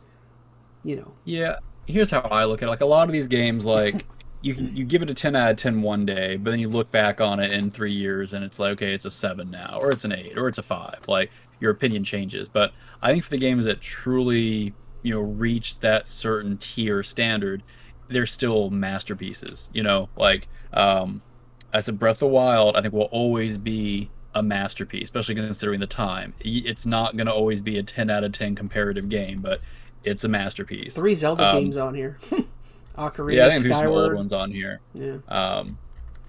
Skyward's an interesting one, but I think we spent a lot of time on this list. Well, unless there's anything else we want to really hit on. Let me touch on just one last one that'll actually transition into our next topic, but a big one that me and I don't think Phoenix would disagree on, but Pokemon Red and Pokemon Blue are here. So yeah, those are. It's a game that's questionable. I would say 10 out of 10 simply based on what it kind of created and kind of nostalgia. But yeah, once again, that kind of leads us into our next topic. Oh, sorry, you agree with that? Yeah, I mean, I can't be unbiased with that. I've got like super nostalgia going on for that game. As I probably mentioned this already, but I was the 10-year-old when Pokemania hit. So like all Pokemon stuff was geared towards me. Like, I felt like every ad had my name plastered on it. Those games were so good they created the largest revenue creating IP. I think it was not so much just the games being show, good. Yeah. It was Pokemon just had this, oh man, what do you want to say? This, I don't know, captivating, I don't know if you want to say mechanic or the community or whatever it was. Something about it just brought you in. And honestly, I mean, I'm sure even going back, there were probably better games on the Game Boy than Pokemon Red and Blue, but what it spawned, like the trading aspect of it, the collecting nature, like it got young kids into like RPGs at a certain level that they never would have got it before. Like, what kid in the 90s didn't know Gotta Catch 'Em All? Like, even to this day, that's like. It is iconic. You can argue, the gameplay mechanics not being 10 out of 10 worthy because, it's an old game, but it is by, I think, most stretches a masterpiece and more than set out what it was trying to do. Oh, hold on. Oh, no. Okay. Okay, so, like audio mistake. Bad ChazmaN. Okay, so, yes, we will move on to... So that leads us well into... That leads us well into a new Pokemon game was announced just earlier this week in the Pokemon Presents. This is going to be, what is this, Generation 9, and this is going to be dubbed Pokemon Scarlet and Violet. So let's see, just a couple basic things on it. It is going to be it's a release date slated for the late 2022. No exact date kind of put on that. I mean, we can assume holiday. November, December. Yeah, probably. I'd imagine probably prior to December, because they're going to want to have that game out before people are shopping for Christmas. Let's see, a couple other little things. It is going to, I don't know. Let's see. There was an article I read. It said something about how it's going to be reverting certain things back to some norms of older games. They didn't quite say which would be kind of being put back. But that could be that could be kind of a scary thought, because seeing as how we were both people who very much liked Arceus, so we hope certain aspects are not reverting back. Let's see. So that means that the Pokedex completion won't be possible without both copies of the game, which are things that have been that way in the past. Trainers' outfits will differ depending on which version of the game. But yeah, I don't know. Kind of what did you think so far? I was very surprised. I think me and probably most of the people who have especially been playing Arceus like crazy the past few months were really expecting a big Arceus DLC. And I don't think this doesn't mean that that's not going to come, but I think few people were really expecting a Gen 9 announcement. So, I mean, we got that Daybreak update that they announced, but that kind of popped out of nowhere, and I didn't really get too far into the game. It didn't really seem like much. It's just like bundles of Pokemon. It was nice. I mean, I played it. I mean, it's a post game kind of thing for the most part. It's nothing huge, but it added a few extra hours to my gameplay for sure. Got a few extra shinies, so I'm not going to complain about that. I still feel like another DLC might come for it. I feel like it should be an expansion for Arceus, something. I would think maybe to tide us over until Scarlet and Violet, but man, I'm very surprised. I mean, how do you feel about it? I'll let you give your opinions first. I'm still kind of, going back and forth on how I feel about it. Are you excited about this, or are you scared of this? Me personally, I'm not excited at all. I want more Arceus. Like, I feel like what is it you want more from Arceus, though? Like, are you just wanting more of this gameplay style, or is there something about Arceus that you specifically want? Well, yeah, like you said, maybe not specifically from Arceus. I want more of that gameplay style. What I'm kind of hoping happened is I'm hoping that maybe the Arceus idea was kind of sprung up out of nowhere, and like someone just had an idea and someone allowed them to kind of venture and to kind of try out that, try and fulfill that dream that they had or idea. And maybe midway through development or close to completion of development of Arceus, people at Nintendo or people at Game Freak were just like, hey, whatever's going on there needs to happen with the next Pokemon game. That's the only reason I would be happy that this is coming out so soon after this Arceus game, is if this idea was branched from that idea. You know what I mean?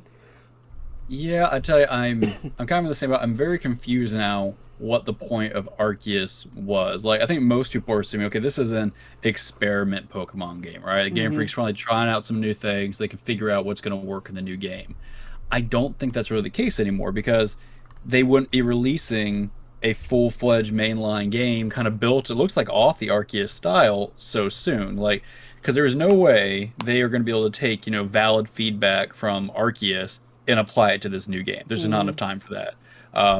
And that's kind of what I think most people were hoping, was like, okay, Arceus will be out for a while. Game Freak's going to learn what worked, what didn't work about it, and that's what will be implemented to the new generation. And I'm not saying none of that's going to happen. Like, I'm sure little improvements that they're seeing from the community will end up in the new game, but I don't see any sweeping changes that are going to happen. So that means it's one of two things. Either A, kind of what you were saying, they committed to this a long time ago. Like, Arceus was not an experiment. If anything, it was kind of like a palate cleanser for the community. So they kind of like start shifting our, understanding of what a mainline game could be. And they already committed to going full-fledged into this style, which could be good, could be bad. I mean, I was saying, like, even when we were talking about Arceus, that I wish they would have done this, but just went further with it, right? Like, Arceus felt like kind of a half step. Maybe this is the full step we were all really hoping for. And it better be, because yeah, I mean, I'm super excited if that's the case, because honestly, that changes my whole framing around Arceus. Like, if this ends up being the evolution I wanted Arceus to be, then good on Game Freak. I guess my fear is, especially since they're not going to be able to take, a lot of feedback, I don't feel like, from Arceus, is this is going to be another weird middling step where maybe they've committed to a certain direction, but it's not going to be the right direction, if that makes sense. Like, I don't know. I mean, it's way too hard to say. It's way too early. Just looking at it, I'm pretty excited. I mean, it's not, I don't really care so much about the setting and whatnot. It looks pretty enough, I guess. Graphically, it looks a little better. I'm not going to say it looks a lot better. Like, honestly, it does look like Arceus, just with some slightly better, I don't know if it's lighting or the shading on things. Um, I mean, you see the Pokemon walking around outside, so that I imagine is going to have a similar interaction with the Pokemon. I don't know if you're going to be able to just walk up and still be able to catch them just by throwing balls at them, or if you have to battle them. Mm-hmm. Which honestly, I wouldn't mind if they shift some of that. Like that is the one element that I think was lacking a lot in Arceus was the battling. Right? Mm-hmm. They really downplayed that, and I think we talked about it. Like I think it would be good to see them pull back into some of the more traditional battle elements, make it a little more competitive like it used to be. Make sure that certain like abilities are brought back, held items, things Mm-hmm. like that. Regular trainer battles and online battles. Like if this game is just incorporating those kind of missing systems, but on top of what Arceus did, Mm-hmm. this game could really bring me back into Pokemon. Arceus kind of already did, and I feel so weird because I've been out of Pokemon now for Oh, like same. it feels like 10 Mm-hmm. years really, and I kind of feel like I'm a kid again. Bring me back into all of this. So I am very cautiously optimistic, but I'm very confused about Arceus now. Well, What it that's is or what it was to them. well the reason why. Because I'll be honest, I haven't bought in a Pokemon game day one in a long time, and I bought in day one because of how different I thought Arceus looked. I thought it was experimenting to an extent, and it looked like an evolution, or them at least trying a different direction with Pokemon games. And with this one, I think I'm probably not going to do day one. I may give it a few weeks just to kind of hear things, but this to me kind of feels like I'm hoping it's not a revert back to the old I ways. don't think it's gonna be a full revert. Like the fact that you can look out there and see the Pokemon walking around, clearly this is having some Arceus bones inside of it. I mean, Hopefully. to me it looks clear like the Arceus engine. Um, I just watching that trailer right there. I didn't realize it before. So you have like some people walking around in the world, which that's good to see because that was one thing that was kind of disappointing in Arceus was people didn't do anything. I mean, no one did anything, right? You just had people Mm-hmm. standing around, Pokemon barely doing anything. So I'm hoping this game, adds that interaction with the world that we were talking about we're missing, whether it be the Pokemon being more engaged with it, the people, you got more towns to visit. I don't know. I'm pretty cautiously optimistic about this, man. I might do a day one on this. We'll see. I'm hoping we'll see a lot more, of course, as it Mm-hmm. comes out. But I don't know. I don't think it's going to be a revert. I think a lot of the core what made Arceus good is going to stay. Like, so I guess here's my question: what is it you feel like they have to bring over from Arceus for this game to, still live up to your standards? Like, what is it that you loved about Arceus you want to see? Um, I feel like a lot of it was oh gosh, I can't think of the phrase. What is it? Style of life, ease of life, Quality of life? quality of life things. Like I feel like the kind of speed and rapidness that the Hmm. battles took place in, I feel like is a big thing. I want it to be as easy as it was in Arceus to go in and out of battles. I don't need cuts, like kind of just the camera panning and all that stuff. Um, Trying to think. I mean,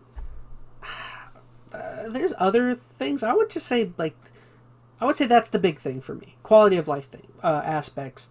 I would like to be brought over. I don't want it to revert to, you know, the olden days or anything. I mean, should they bring back? Are they going to bring back? I'm assuming they're going to bring back gyms and that stuff, and they're not going to do what was it the Arceus did? It had the levels, Oh, the research the levels. research Yeah. levels. Which I liked the research stuff, Why but can't I they mean, have I'd be both? okay. Well, I mean, you have to kind of recontextualize a little bit because the whole point of the research levels was there was no Pokedex, right? I'm going to assume since this is modern times, you've got a Pokedex. So what Yeah, are you fair enough. researching? But granted, they could still have other research challenges. Like, didn't you have like certain things you could do even in like Pokemon Snap, like that were like challenges, research kind of Oh, things you earn I don't points there. remember. I feel like so. I feel I like think they there could still, were. give you Yeah. those supplemental kind of challenges. I mean, for me, all I want is that core gameplay experience of Arceus, like the loop of having, Pokemon out in the wild that you can interact with. Really, that's, I think, the biggest thing for me. I definitely agree the quality of life, accelerated kind of nature of all the mechanics needs to be there, but Mm-hmm. it's really just being able to walk out there and interact with the Pokemon the way that we did. I'd be a little sad if you weren't able to just, throw balls at them, but I can understand people thought that was maybe a little too easy. Maybe if they just, make it harder. Like, you can still do that to sneak up and throw balls at Pokemon, but it's less likely to work without battling them. Like, I could, get behind that.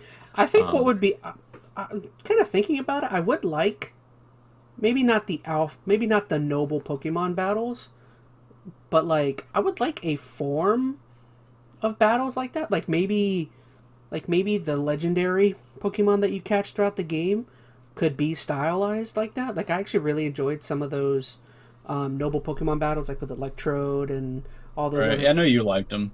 Yeah, like. I could take or leave those. I thought they were just fine. I mean, I think just for adding some, spice and variety to the gameplay, they were good to have because Arceus didn't have much more than basic Pokemon battles and throwing balls at things. So Mm-hmm. that definitely added needed flavor. But I don't know if I'm going to need that as much if they're mixing in some old school traditional elements. Like if I've got gym battles I'm preparing for, and there's like the dungeons essentially where you go through, different facilities and have to train and fight stuff through it and have some Mm-hmm. puzzles. Like there's other things I think could be reintegrated. Like there's a lot of stuff I like from the mainline traditional series of Pokemon that I don't want to see disappear.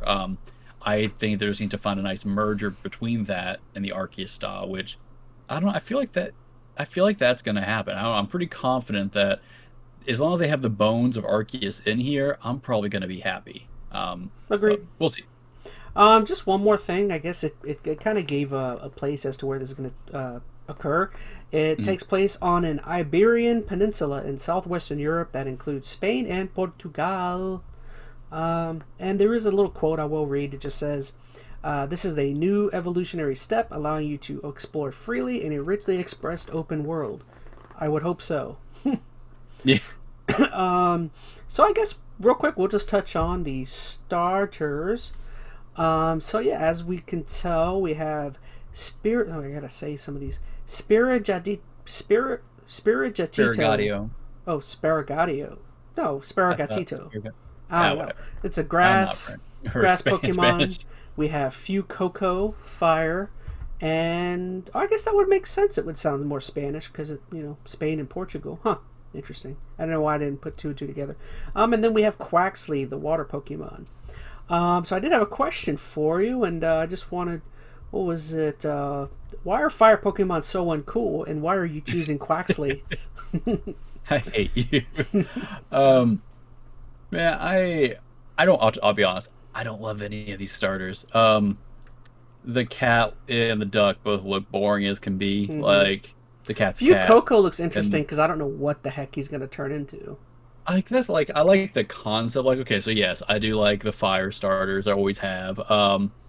And I mean, I like the idea of a fire crocodile. That sounds pretty cool, but I don't get why his face looks like an apple. I'm really curious what he's gonna look like when he gets big, but he's probably the most one I'm interested in. The Mm-hmm. duck looks just boring as can be, though. Like, haven't they already had like a duck Pokemon? Like, what is it? What was the baby swan Pokemon? The like the ducky Mm, looking one. I don't remember. I don't remember. They have like they have a bunch of duck Pokemon. You got Psyduck, which I know is not the same, It but looks like a it. former politician. Uh, That's the meme right now. yeah, I don't know. Those two, the cat and the duck, seem pretty uninspired to me. There's I mean, we actually can a argue Pokemon styles all day, but there's a meme I saw that I thought was hilarious. Was I guess a big kind of talking point right now is a lot of people, in Pokemon's in past games, the four starters that walked on all fours typically when they reach their latter levels or evolutions they stand on two stand up. and Yeah, like there's a do big meme. cosplay as them. Yeah, there's a big meme going around where it just shows the third evolutions of each Pokemon, and like one meme I saw just showed a guy that was green, a guy that was red, and a guy that was blue. And I Yeah, was just like, yeah, that probably will be what no, they. it's true. I haven't loved the starters in a while. Honestly, I really liked what PLA did, where just let you have some of the old starters. You know, like you had Cyndaquil again, and you Mm-hmm. had who was it? Oshawott, and what's the little owl? I'm not gonna remember. I'm so It's gone. terrible at remembering names of things. I know. But I mean, I liked that. Like, Owly. I am not. Oh, Owly is what he said. No. Um, I think maybe I think it's like Owlet, isn't it? No. Yeah, or Um, maybe. I don't know. I think here's my thing. Like, I know everybody loves new Pokemon, but I don't feel like they should add new Pokemon just for the sake of adding new Pokemon. You know, have a few, but Mm-hmm. when you end up with designs that, at least to me, feel kind of uninspired, I would be okay if they just had a few new ones kind of hidden out there, maybe some regional variants like they've been doing in the past games, and give us a mix of some old starters again. Like, it would have been cool to see, like, I don't know, Squirtle and Totodile and, I don't know, Turtwig as our three starters, which those are all pretty awesome starters. Um, so I don't know. I mean, I ultimately I'm not going to care if the starter sucks. I'll just go find me a Charmander somewhere and I'll be happy. Assuming he's in the game. Mm-hmm. Another question is, why are you going to be so predictable and go with I'm getting Scarlet? Violet. I'm getting Violet just because you're being a douche about it. I don't know. Like, I typically go with the one that everyone else doesn't. Like with Sword and Shield, I went with Shield just because everyone else went with Sword, and then with Sun and Mm. Moon, everyone I knew was going with Sun, so I chose Moon. So I'll probably go Violet just because everyone else is gonna go Scarlet. But that's just me. I don't know. What's that? A contrarian, I guess, or Maybe. I tell you, I anti-establishment? am kind of disappointed. I mean, don't get me wrong. I get why they did it. I was kind of hoping Arceus was a new trend where they stopped having the dual releases. You just have one game. Um, I loved that in Arceus you could go through and just get all the Pokemon in one game. You didn't have to trade. You didn't have to make sure you had all the version differences and all that stuff handled. You just played the game, caught everything, you were good to go. So I don't know. I just unless these two versions have some drastically different content, I definitely think we're ending hopefully the time where something like this is really acceptable. Like Sword and Shield, I don't feel like those games had a whole lot of different stuff in them. What was it when they did the remakes of Diamond and Pearl? It was literally like one little digital flag inside the system that got switched, and it was the other game. Like, I don't know. I feel like that's kind of crappy now. We need to move past that and just get to a single game. All right. Well, I don't know. As I guess overall kind of feelings on it, I'm just very. It's very early. You know, I don't have my hopes up. I'm very kind of even keel. We'll see how it goes. I guess I'm very curious to go on another adventure into the digital world and become a digidestined. But Oh man, I hate you so much. but yeah. All right. I'm So excited. I think it looks good. yeah. All right. So yeah, we got just a little bit. We'll be quicker on the last topic, but the final topic is pretty big as well. Giggity goo. Um. So let's move on over. So our final topic of this week is going to be Call of Duty's 2023 delay. So let's see. Essentially, what's happening is Activision is skipping releasing a mainline Call of Duty game in 2023, which is big news. I mean, this is the first time since 2004 there will be no mainline Call of Duty release in a year. Couple quick little things. Activision claims the decision is based on the recent entries and their not meeting of certain expectations.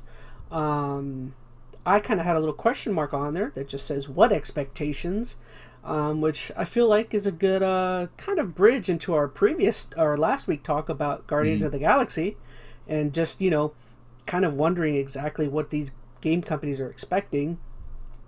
Well, you But gotta think with a company like Activision, especially when we were focusing on COD, it's a like different game as well. they well, there's that. But I guess my point is like when like they reach record high sales for a certain game, the stockholders or the shareholders, they're just want to see that number rise, right? So met a goal this one year, the next year you have to push to improve that goal. So there's going to be a natural peak when you're just not going to be able to ever reach that expectation that they're setting out for you.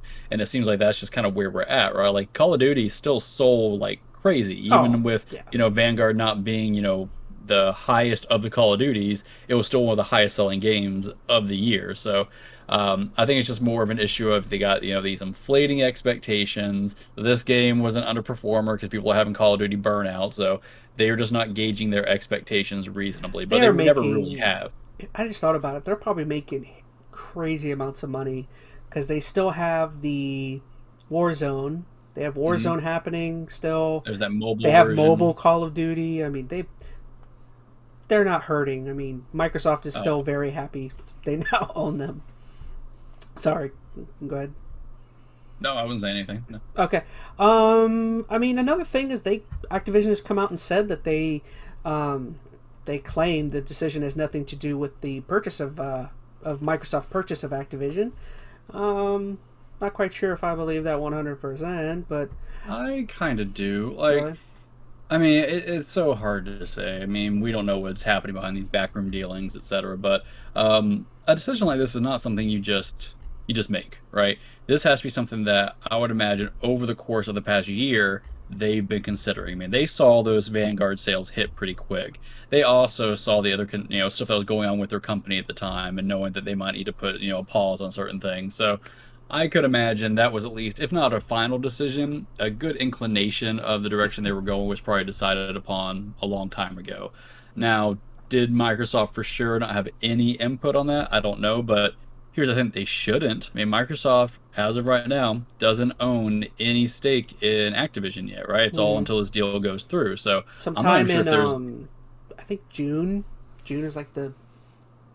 I think that's the yeah, month where they're and supposed to. even then it doesn't finalize for like a year or something potentially. They have to go through all the regulatory practices and all that Mm-hmm. kind of stuff. Um, so I'm not even sure what the legalities are. If Microsoft could even be like, "Oh, why don't you guys put a hold on Call of Duty for a year until we decide to pick up the tab?" I don't know. Like, I'm not sure if that's something they could even legally do right now, give input into their business decisions like that, or if they would even be wanted. So I don't know. Based upon the timing, I could understand if that's the case. Microsoft didn't have a huge impact on it, maybe Mm-hmm. some, but I think that was something they've probably been thinking about for a little while. Just a little kind of quote. Well, you guys won't be able to see this one, but I'll show it to Phoenix. A little quote. This is because I guess the person that originally broke, of course, Jason Schreier over at Bloomberg. But just a little quote that he had in his article was that Bloomberg's report says that the decision to delay the game came after a recent entry in the series failed to meet expectations, leading some executives to believe that they're introducing new versions too rapidly.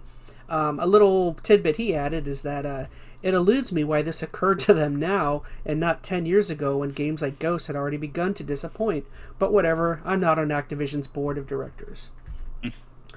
Probably good So, he's not on the board because it's not a good place to be right now. no, no. I'd like to say a lot of seats are on fire. Of course, they're gonna have golden parachutes going down, so maybe it isn't so bad. I don't know. Uh, their seats are on fire, but when when their parachute When they jump, lands, they'll land in mounds of money. yeah. Uh, Anyways, so I guess just one last little note I had is that there was a game actually scheduled for release next year, but apparently that game is being pushed back to 2024, and that scheduled mainline game was to be developed by Treyarch. Now Treyarch for 2023 is, I guess they're just going to be assisting with other projects that are going on within Activision. well, I mean, I don't know about what Treyarch's doing specifically, but aren't they still on the time frame for releasing like Warzone 2 in 2023? I think as far as I've read into the article, there is no mainline Call of Duty game slated for 2023. Warzone 2 is not a But mainline game yes, I though. was gonna say though there is a game slated for 2023, but they haven't. I believe I don't know what it. I didn't know what it was. I didn't see that. I just heard. I just read it was a non-mainline Call of Duty game.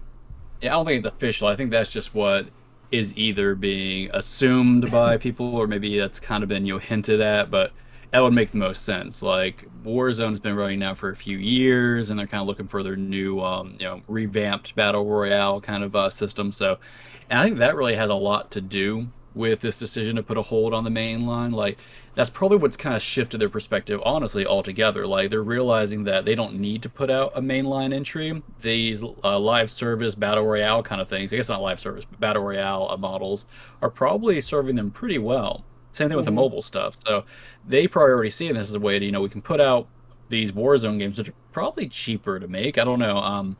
But you gotta think it's probably less of a development cost as opposed to like, something that has a huge campaign and all of that built into it. So they're probably looking at it as a quick buck to kind of fill the gaps, and then they release the mainline ones as needed when they want to come up. Mm-hmm. All right. Well, seems like we've already kind of answered a couple of the questions I had written up. Sorry, ooh, bad cough. One I did have that is I felt was pretty interesting. I'll tap myself on the back. Um, but does this prove Activision releases new versions of certain titles too rapidly and too close together? Are they guilty of cannibalizing certain franchises?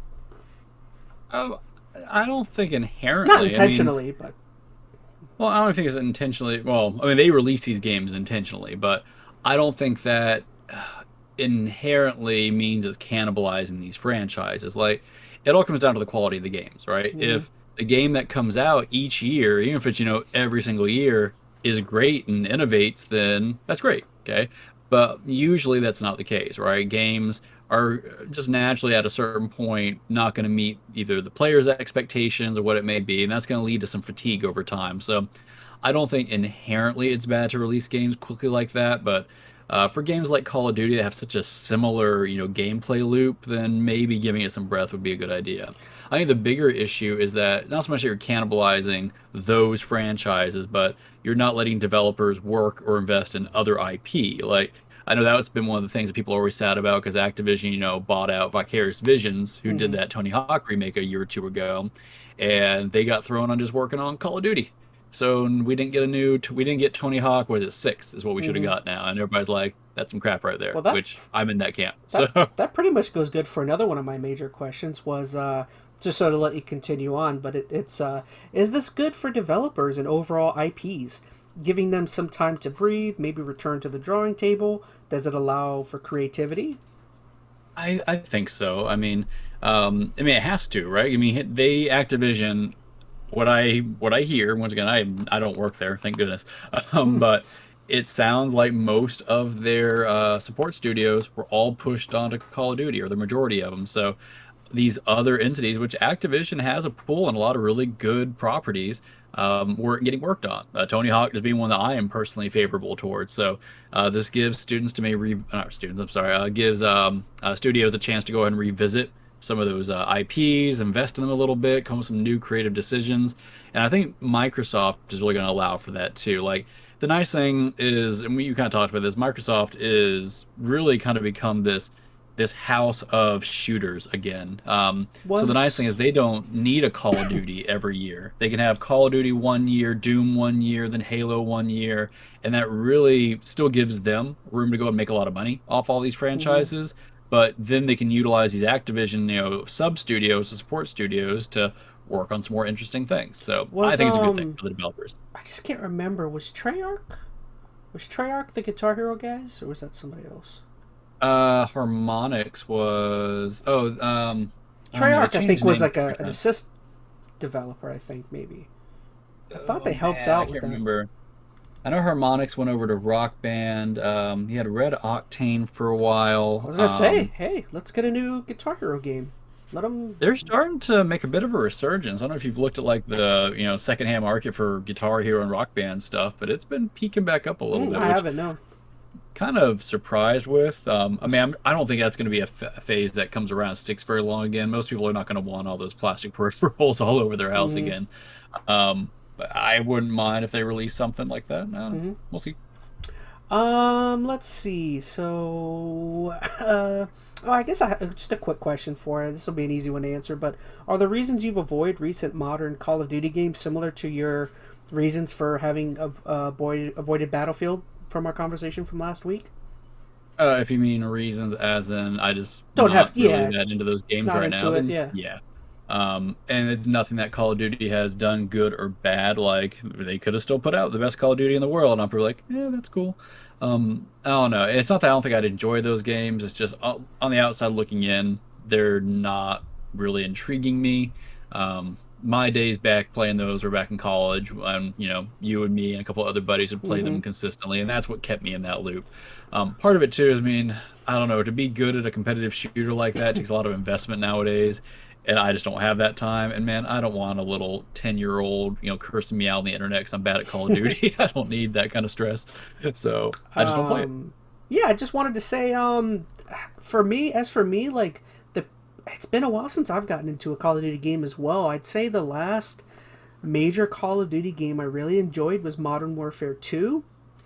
And then the game that kind of ruined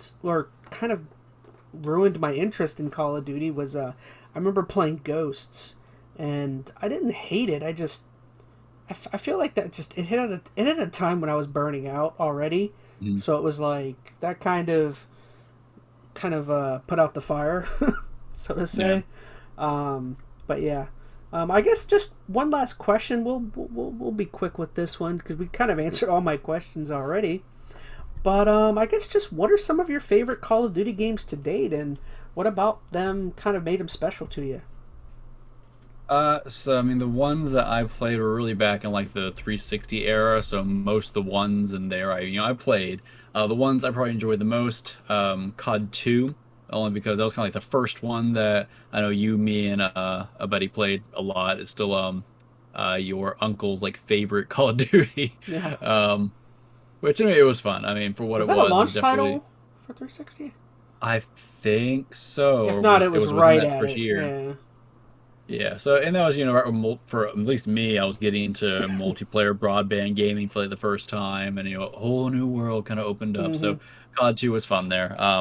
My favorite by far is still Modern Warfare, the first one. That was back when like the campaign like was a big deal. Like you didn't have many shooter campaigns like that. The overly cinematic, really tight kind of focused gameplay.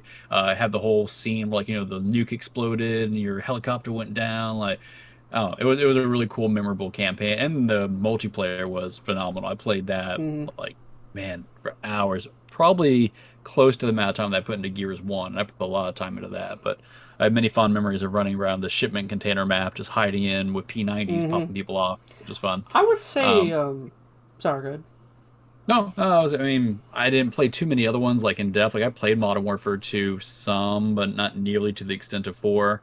The only other one that I think was particularly memorable, and you'll probably agree with this, Oh was no. World at War. Yeah. And it was memorable because, man, that veteran mode was some Grenades. BS. I still have Grenades I still have everywhere. PTSD due to The this just day. magically materializing grenades that would just, you know, surround you.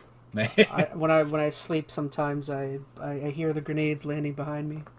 man. I can still remember the map where you run out. I think you're like in this open area in one of the German levels. You go into this little trench, and I was in that first trench for like Mm-hmm. 3 hours. 'Cause as soon as I got in there, grenades just started spawning everywhere, and I couldn't escape. I was stuck in that There was checkpoint. also a Russian level. I think it's the part right before where you run up and put the flag at the front of the building. Oh There no, that's what I'm thinking of. That's there's right, a not the whole German. It was that section. Russian There's one. a whole section before that flag, like After trenches. of well, no, because there's trenches outside, but when you there's a section where you get into the building and you start making your way up, and then there's a Oh whole yeah, part yeah. on top of the building when you're rushing. Hmm. I just grenades everywhere, man. It was just the worst.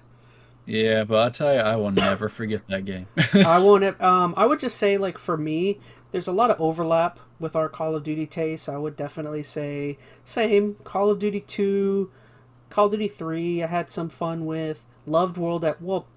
I think it was just it it felt terrible just because I went straight into veteran mode. I feel like if I would have played that on easy or something, I would had a better experience. But going straight in on Mm. veteran kind of ruined that one. But I enjoyed the game. I would That was say the first campaign I felt like veteran was not enjoyable. Like yes. I played veteran on 4, and don't get me wrong, it was still crazy hard, Mm-hmm. but it was an enjoyable difficulty. It felt like it was curated the right way. World at War was just spammy. It was just Mm-hmm. not enjoyable by any means. What really makes World at War special was that game I got for a Christmas gift, and I had beat it while on on Christmas vacation at like a grandparent's house. And like I remember beating that game, and then that whole spooky eerie sound came up for zombies mode, and that Mm. was like, what is this? Because that was at a time where I was, not as in the know on some games and stuff, and I had no idea that was what that was. I was like, this is crazy. I was like, That was the first one that had zombies, yeah, right? exactly. That was like, I was like, is anybody else seeing this? Of course, everyone else is seeing it, but you know what I mean. Hmm. But yeah, I would say Call of Duty 4, Modern Warfare 2 is probably the last real Call of Duty, you know, experience I like really dug deep on. Right. So yeah, I guess we've done it all, guys. That's all. That's all of our topics for today. Is there anything else you had on your mind, Phoenix? You wanted to mention? Oh no, man! I think I drained my last bit of energy going through all those 10 out of 10 reviews. So We went a bit long on there, but no, we should have formatted that a little differently. yeah. Sorry. Oh yeah, sorry guys. We got. I was even talking with Phoenix beforehand. I'm like, do we want notes or do we want to just kind of willy nilly approach this one? Should have just like picked like you pick two, I pick two, and we'll just Yeah. move on from there. But next time we know. Next time. Well, we're still rookies, guys. We're getting better with this. Go easy on us. I mentioned earlier, we don't know what we're talking about. Go listen to people who know what they're doing. But yeah, as always, guys, I just want to say thank you so much for joining us. I definitely feel like we're getting better. We're starting to figure out what we got going on here. But Oh, you are way too optimistic. I think we're terrible. Sorry. Sorry, everybody. don't listen to him. Unsubscribe now. Ignore him. I'm gonna shut off his Discord right Ruin now. ChazmaN's viewer count. Discord, bam, off. Dislike. Unsubscribe. But yeah, so once again, thank you so much for joining us, guys. Once again, I won't go too much, but we do have the audio versions are up. I'm doing my best to get them, share them in all the places I can, kind of try and spread our wings across the internet. But yeah, once again, thank you so much for joining us. I love you, and let's see if Microsoft buys anybody new over the next 5 or 6 days. We'll keep an eye out. But yeah, once again, thank you, Phoenix. Any last words? Nope. Good night. Nighty night, everyone. We love you. Mwah, mwah, mwah. Good night.